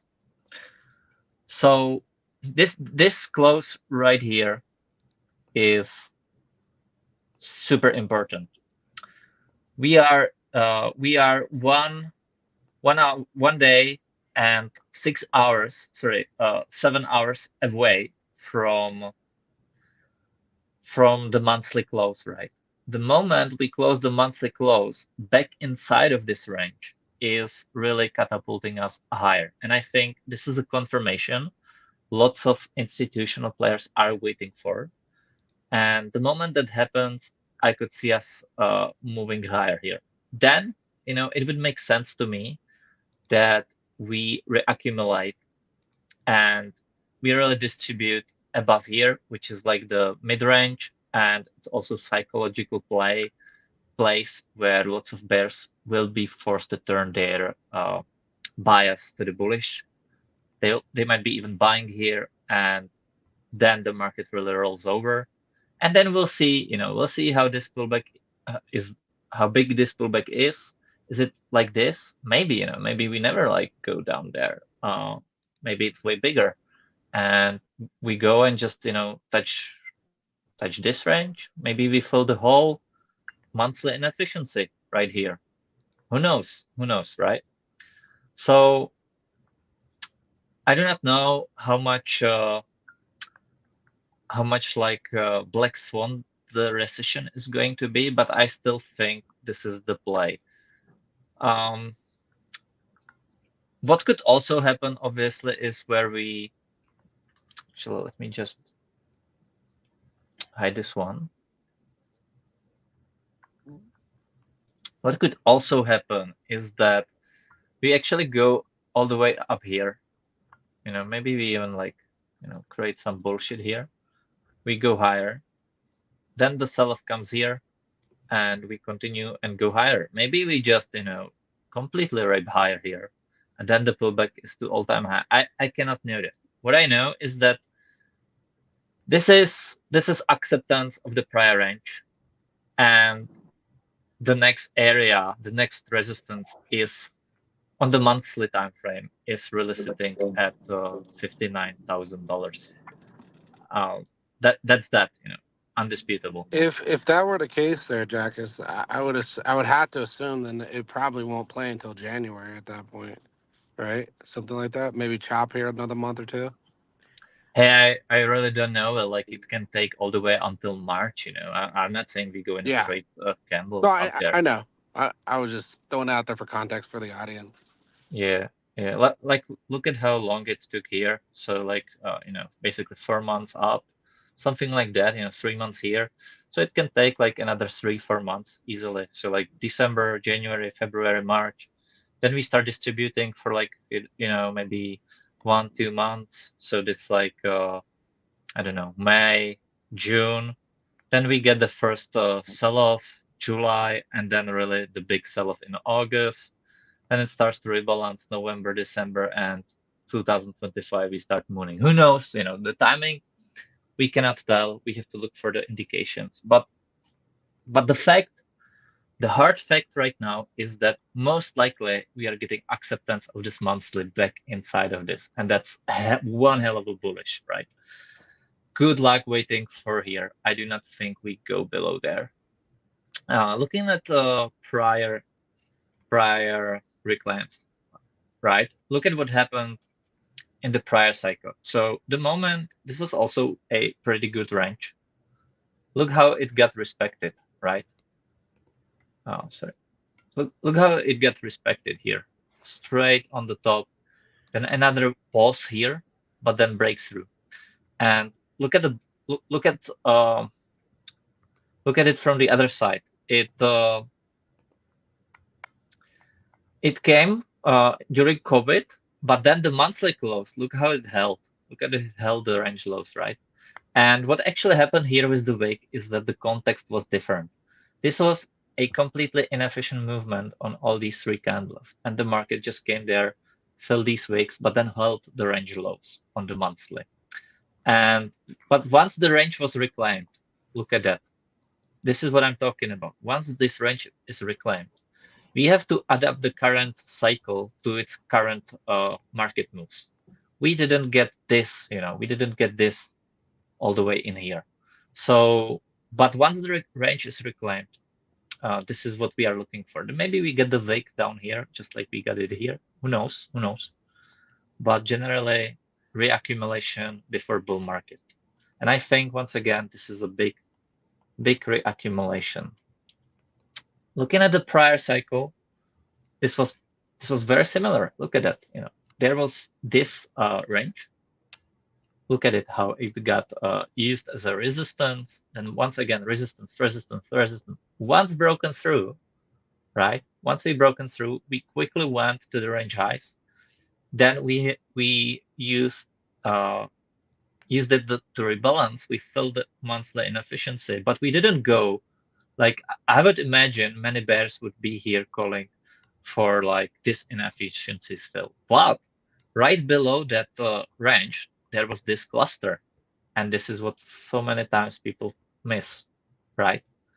And this is what I'm saying is right here. Right here, we have this cluster right below this range. So I think what happens sometimes later on is where we come back and retest this one. Now, what I also like, this is the monthly look. What I also like is look at these candles. Okay, I'm gonna close now this one. Look at these candles on the weekly, right? Look at how they keep pressing higher, right? Green, green, green, green. I do not see this being like a top and then boom. Doesn't seem to be exactly what is going to happen. And there is a good other time when this happens, and that's right here, right? The market kept pressing higher, higher weekly until we got the squeeze higher, and then there was the retest. So something like this could happen once again, when we sort of get this one.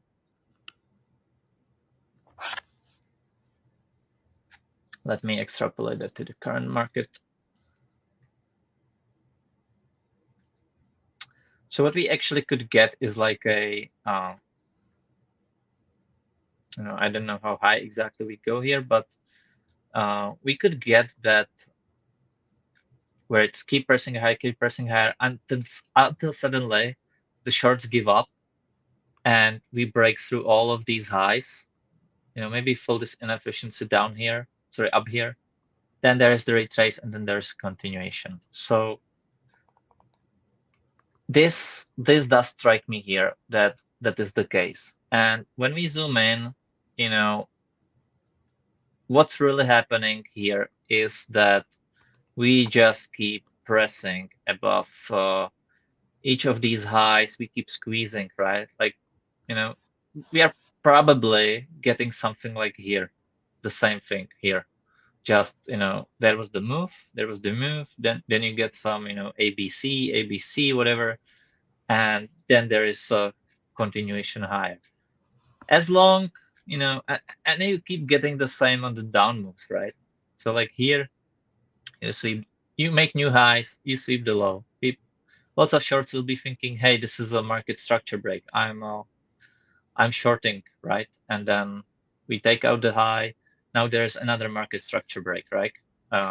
Yes, on like 1 hour, but you are fighting the higher time frame here. And obviously it will depend on the exchange. Some exchange swept this high, some exchanges have not. That's also pretty interesting because I think that's another reason to go up there. But yeah, what we can get is maybe we go like here and then start pressing higher once again. As I've been saying earlier, where you really want to be focused on is the H12, and just keep it left curve. We got one close above, but that's really like that could be just a temporary fake out.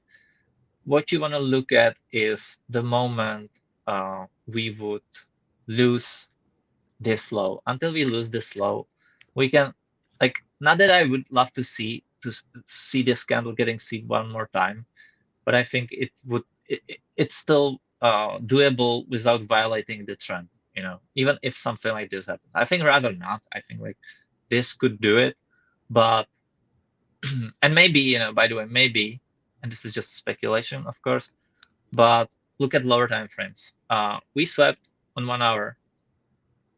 We have swept this low, and what can happen is either we bounce straight from here. There is certainly some small demand, but we are talking lower time frames. So on lower time frames, all these scenarios are possible. That's the problem with lower time frames. So like what can happen is you get an upside, you get a retest, and then you just run higher.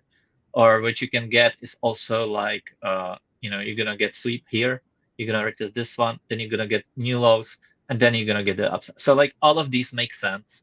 I've legit seen any fractal play out in my lifetime in these charts. They are all imprinted in my head. And from my experience, the best is to zoom out and look at this, create the context, right? So yeah, and then where do we look for?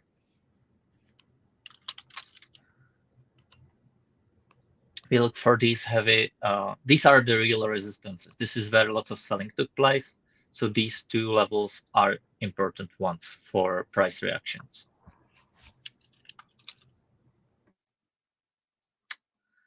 Yep. That's it from me, guys. That's it from me. That's the alpha you guys been served today. You think Dixie gets back to that $100 level? Oh yeah. Right in there at those lows. Yeah, back from there, yeah. Oh, yeah. for sure. This like let's look at let's actually look at gold here as a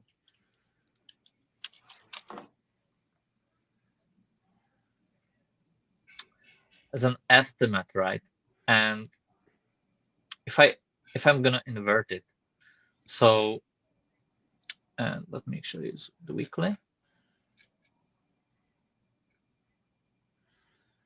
Right, so gold is going to be pressuring new all-time highs, which is basically like what we've seen was a intermarket deviation here where Dixie made new lows while gold didn't.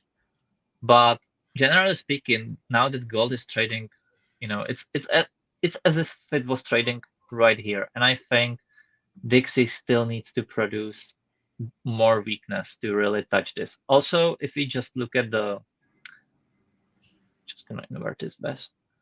Also, if we just gonna look at the levels, there really isn't much support right here. What I could see happening is like getting a mechanical bounce, fill some of this inefficiency, maybe retest this high. I think that happens, and then lower. And I do not know if it goes straight lower, then makes the bounce, or if it bounces from here and goes lower. I think this one would make more sense, especially as we are expecting SPX to pull back here. So like something like this, right? This one would make more sense to me. And then we go, there's also some nice inefficiencies down here.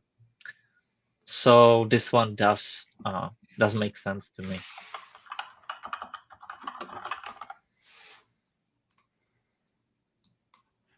Yeah.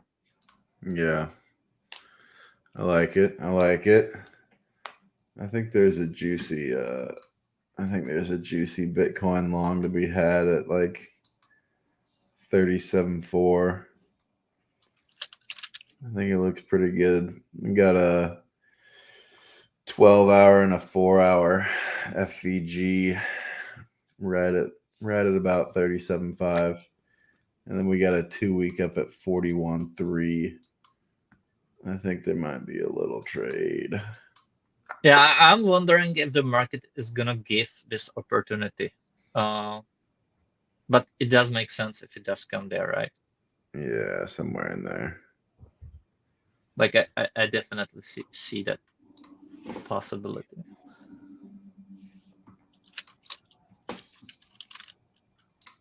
What is Ether doing? Not much. Not much. Just chopping around right below the ceiling. Yep. Right below the ceiling, guys.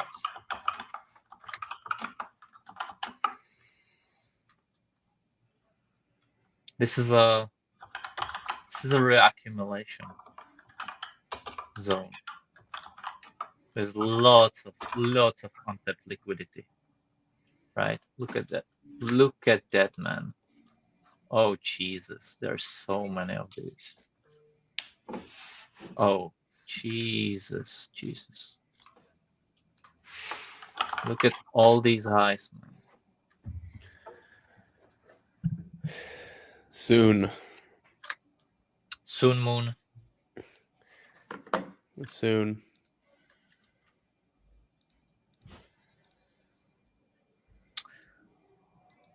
Yeah.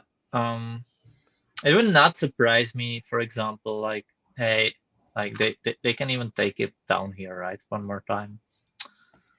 Sweep these lows, really like break the hopes. Let me show you some, Jack. This is what I think with ETH. This is it. I pulled a Tommy and stole it, but I think so. This is Monday. Yeah. This is Monday's range right here.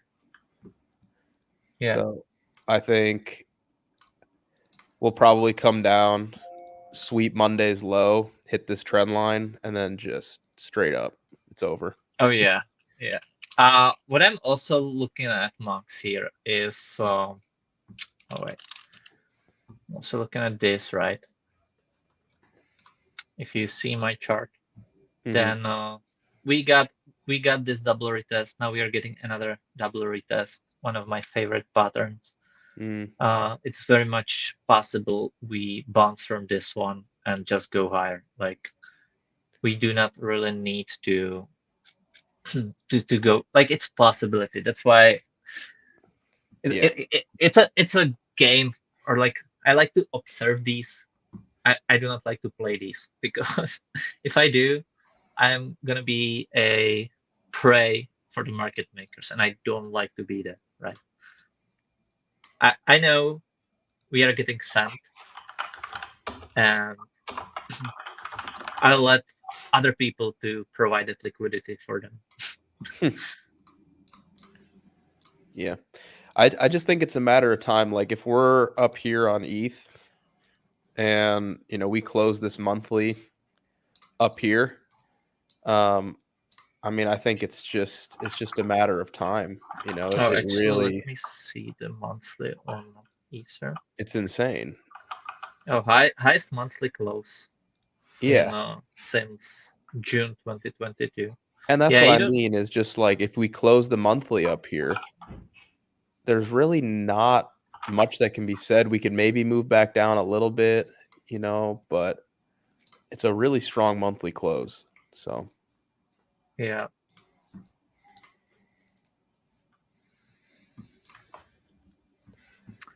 Actually.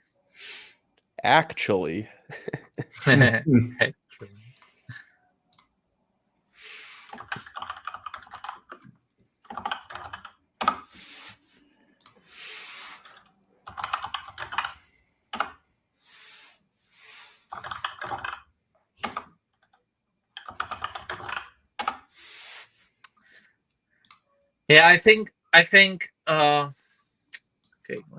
I do not know how to name this, so let's just name it name. Name. Yeah.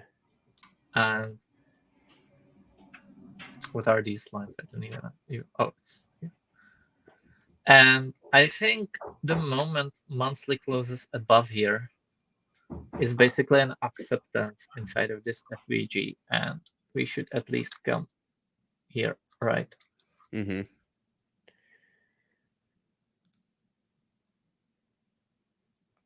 Yeah, it really looks good. Really looks good. It looks really good. It would be shocking for me to see this thing turn around from here with a monthly close like that. It'd be very, very surprising.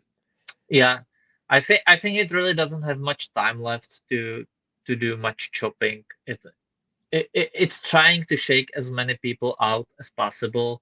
Yeah. I think here, but you know, if it were to lose these lows, I think that would be bad because you'd be losing the weekly support once again. That's right here, and then it would go all the way down there. And I'm not saying it's not possible, but time-wise, I don't see one more retest there. Especially with all this liquidity that's getting raped sooner or later. So yeah, it really I could really see if I go back on this chart, I could really see this one holding today right here. And you know, it's actually funny because we like guys on this YouTube market check, we actually called so many bottoms. Like we called the very bottom right down here when I've been explaining to you why we need to hold here, all those reasons. We've called this one as well, you know, and it would not surprise me if we catch this one too. Where's that line start, Jack? What is that, a weekly level that you have drawn Which out? That this one? one? Yeah. Yeah, that's just the weekly open retest. Okay. Yeah, I could see that. I could see that. Right. I mean, eventually it's like we're gonna run all of those highs at once in one candle. It's gonna take every single one of them out. One candle. There's one more. Yeah, in one candle, you're gonna go through every single one. You'll close a daily candle at like 22.20 or something like that. Okay, guys, look at this chart, right? Look at it again. Look at all these eyes. What I want you to see is this. What I want you to see is this is how these highs are getting raped. They are getting raped like this. This is what's happening. Deal with it. Oh shit. Yeah, see, the same thing is going to happen where just one candle goes through all of them at once. It's over. And then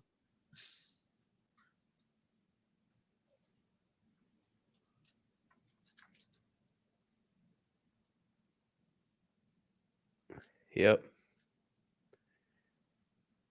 Well, you know. Yeah.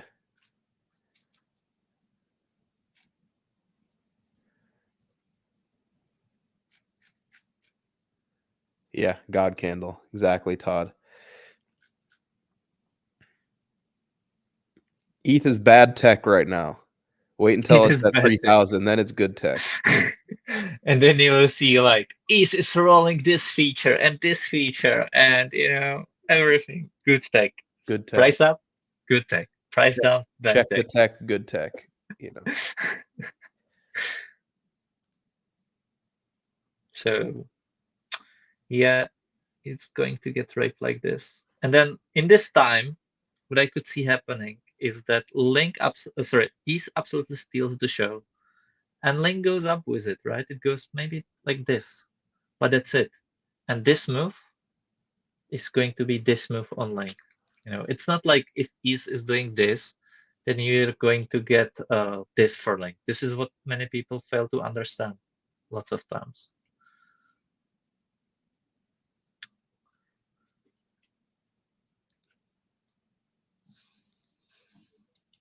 That's it. That's it. it. Okay, but what did you? I was away. Did you talk about ETH BTC, Jackus? Because if that happens, did you talk about it? I haven't. Okay. I think that would be too much alpha for today. Oh no, we don't want to do that. That's too much.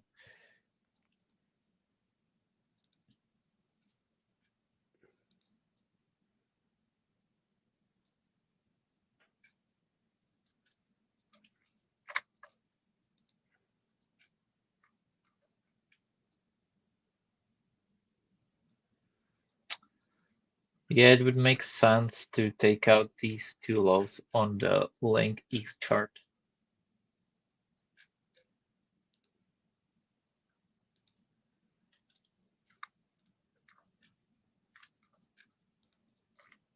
Yeah.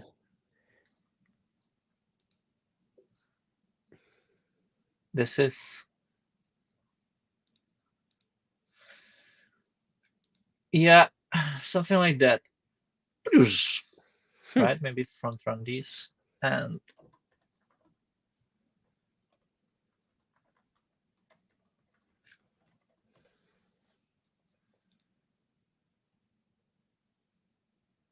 maybe it even like, you know, maybe it goes up first before the sell-off.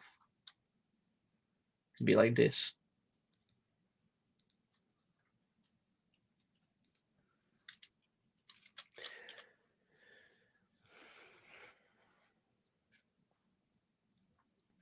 Do you think that Sol BTC and Sol ETH move down because the market's correcting to the downside, or because Bitcoin's outperforming to the upside? I still think that Sol needs to come back to this range and retest it. It definitely went higher than I initially expected, because I was expecting it's going to retest this one. Like it's going to either sweep here, Yeah. or it's going to come back up here and retest. So it went higher than that. But I would love here, however. But I was always like bullish longer term on this one, like clear bottom accumulation.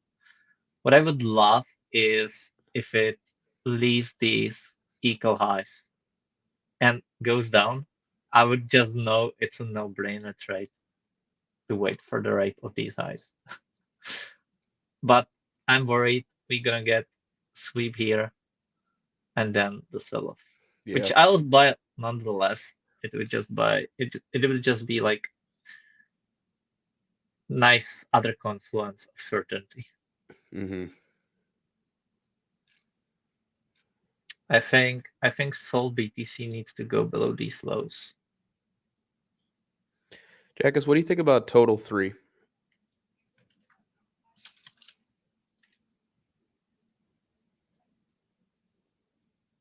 Looks bullish. Bullish. Bullish. Very bullish. Yeah, I should go to like. Yeah, I think this one might take longer than. We'll see. I actually do not know. But the moment, you know, I think this one is pretty clean. So all you need is a blue line.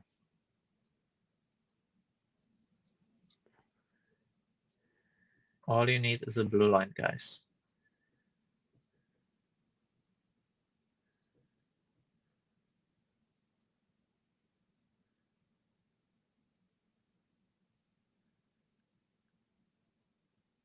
Yeah.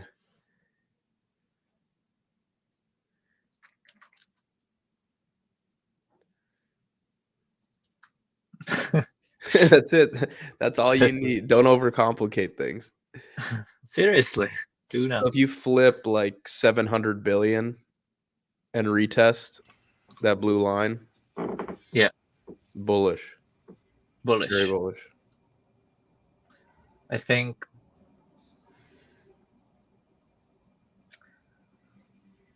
I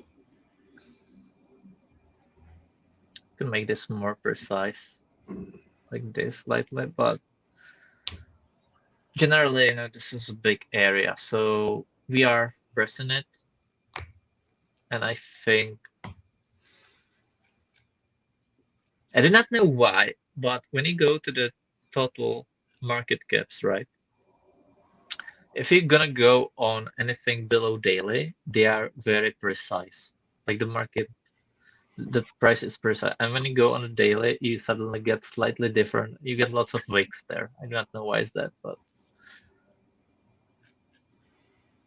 yeah, I don't know why. I've noticed that too. Yeah, either way, you know, either way. I mean, the structure it's putting in right now does not look like a top at all. No, it does not. Yeah, yeah. That's very good point, Tucker. And like, look at this, right? We already got this retest. We did. While we swept these two lows. So we may, fuck around here for a little longer. But I think this one is breaking above, and then Looks like and then Bitcoin from the spring, that little structure on total 3, or that structure at resistance looks like what Bitcoin did in the spring. Like at 18.5K. I'm thinking more at like I think I know. low 20s. I think was where it put it in. I know exactly what you mean. Yes, like one of those. Mm-hmm. Or either the structure that propelled it from 20.5 or the topping structure that we had right after it that eventually resolved higher after going lower. I think this is what Tommy exactly meant. Oh, it's almost time then. So maybe wait.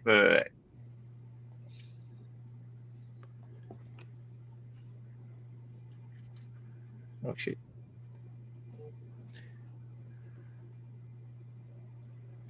Is this it?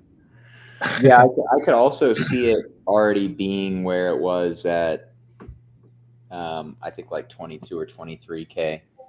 So it might have already gotten that propulsion higher and it's going sideways, might dip a little bit, but will ultimately make new highs in 2024. Yeah, and you can't assume SVB is going to happen again. Well, it's like I like to say, Tucker. I don't refer to SVB as a black swan. I know some people do, but I always feel like these are, it's you never know what it's going to be, but from a time standpoint, it could always be something, right? Yeah, because that would be like what, the same time it would be like March or something. I think so. Well, I think we were looking at some downside occurring, at least as far as the S&P went with the timing we were looking at earlier. I think the weakness began in April, and then you saw a real event in like July. So maybe that's the timing. I'm not sure. I'm just speculating. The speculator. Dubiously speculating. Are you guys saying you're not expecting another COVID to happen? How dare you? I still see so many people, doing this, man. Like seriously, they come here and then they take this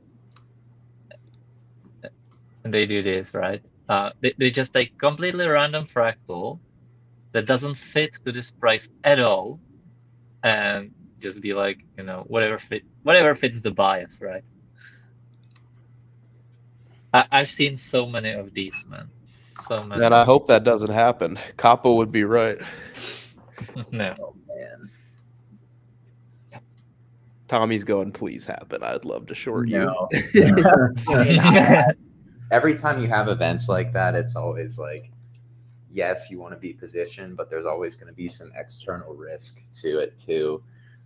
If Bitcoin's price is going down that much, because, we've established a certain level of, I think stability is the wrong word, but with Bitcoin, the lack of volatility in the market as a whole from it becoming more sophisticated, even if it's at lower prices, I feel like has, you have smart money positioned around the fact that Bitcoin is not that volatile anymore.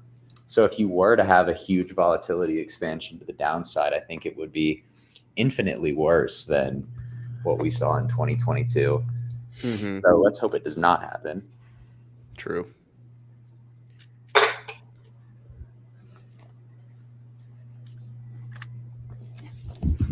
Oh, he's cooking.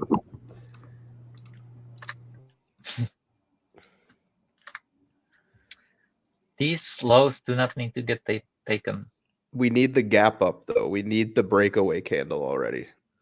Yeah. I think once again, what's happening is that the market is absorbing all these sells, and then when there is a seller's exhaustion, you will see that boom higher. I would still love, though, if we from here we move to like 42, retest, maybe even like this one, right? That would be actually awesome. Very healthy uptrend with pullbacks and no deep pullbacks for anyone to get in here. And then, people thinking like we never visit lower, and then these are the supports, right? So some will be aping here, some will be aping on these supports, and then the market wrecks them all and keeps going higher. I like, for example, love how this entire year we've been moving high and people have been losing money. Yeah. You can see that in the chart. So here, bearish retest, short. Bearish market structure break, right? Short. I'm shorting. Oh no. Oh no. I have to. Market moves up. Nobody expects that. Nobody has. I'm buying. So some bought here, some bought here, some from all the way up here.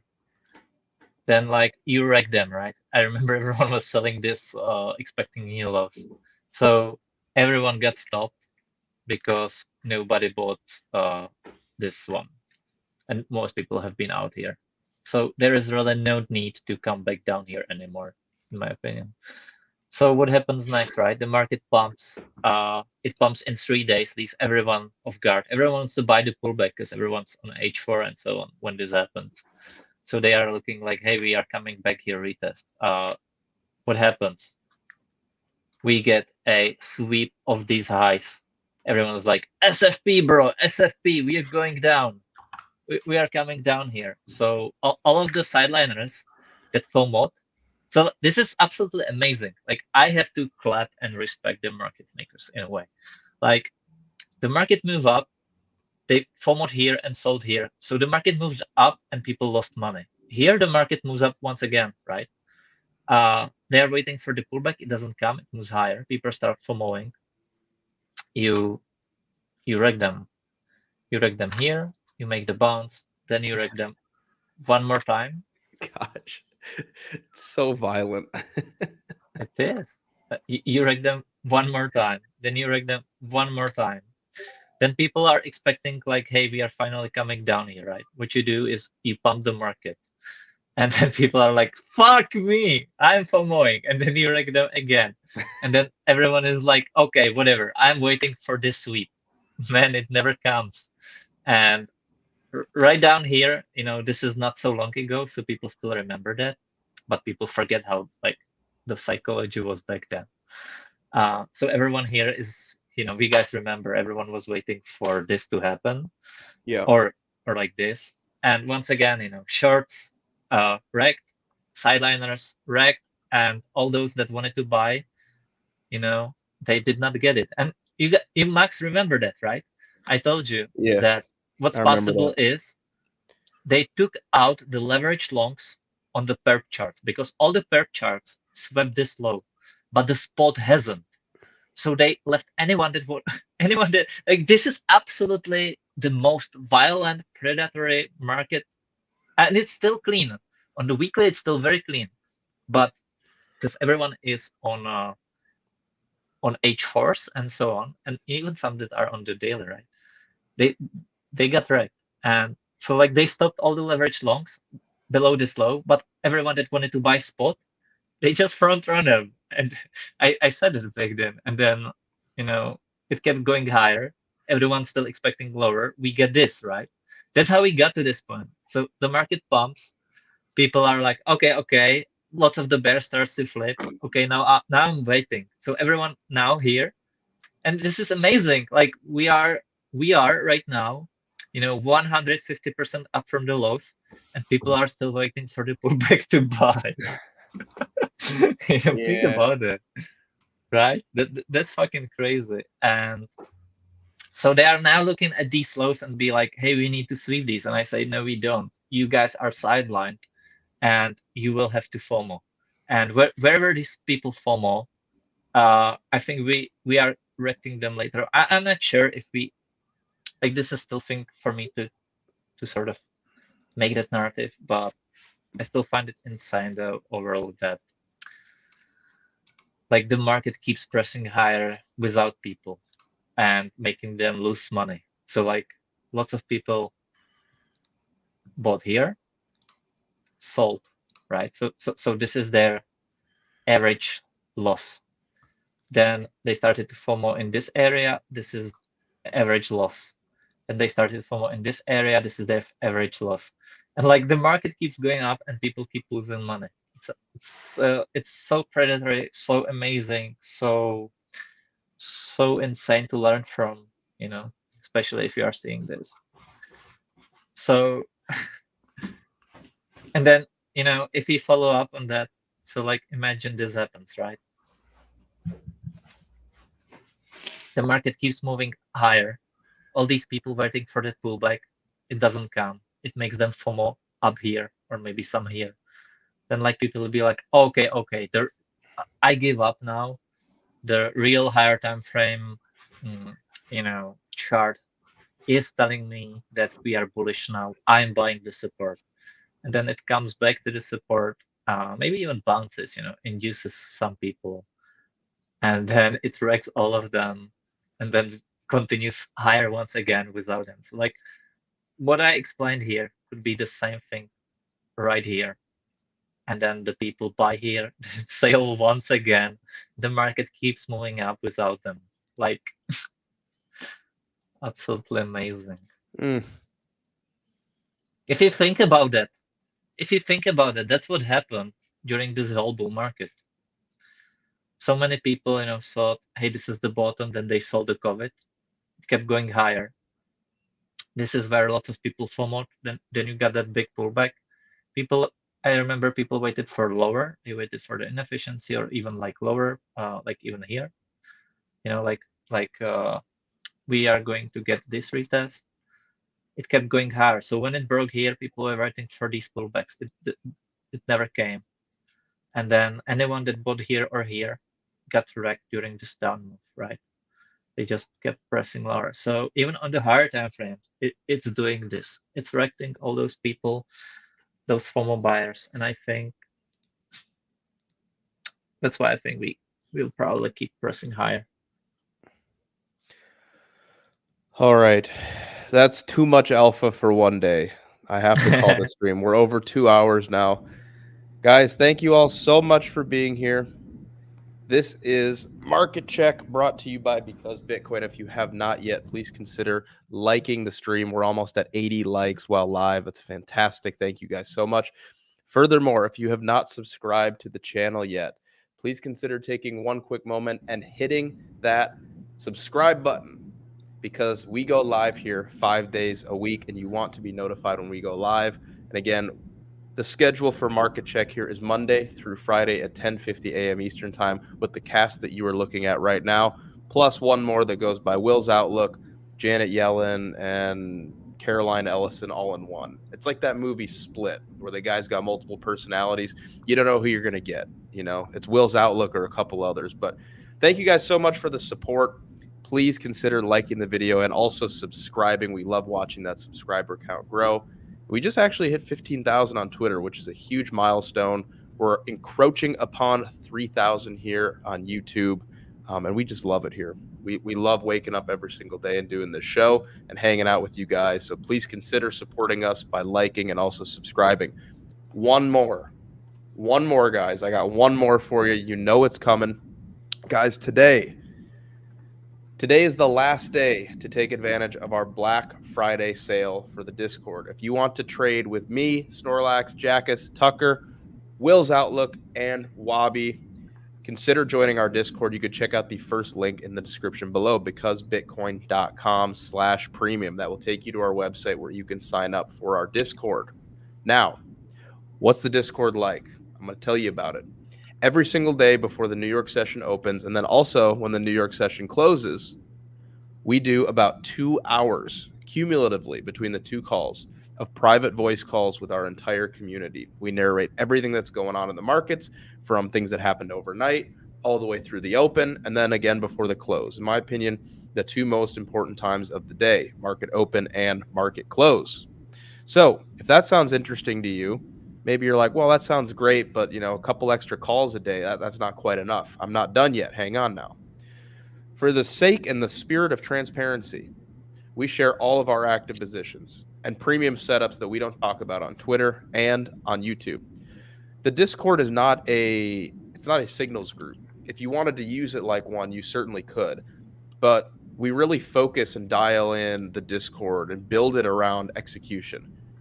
We talk about TA, we talk about narratives, we talk about all this fun stuff that you guys enjoy here on a daily basis in our public settings like YouTube and Twitter Spaces.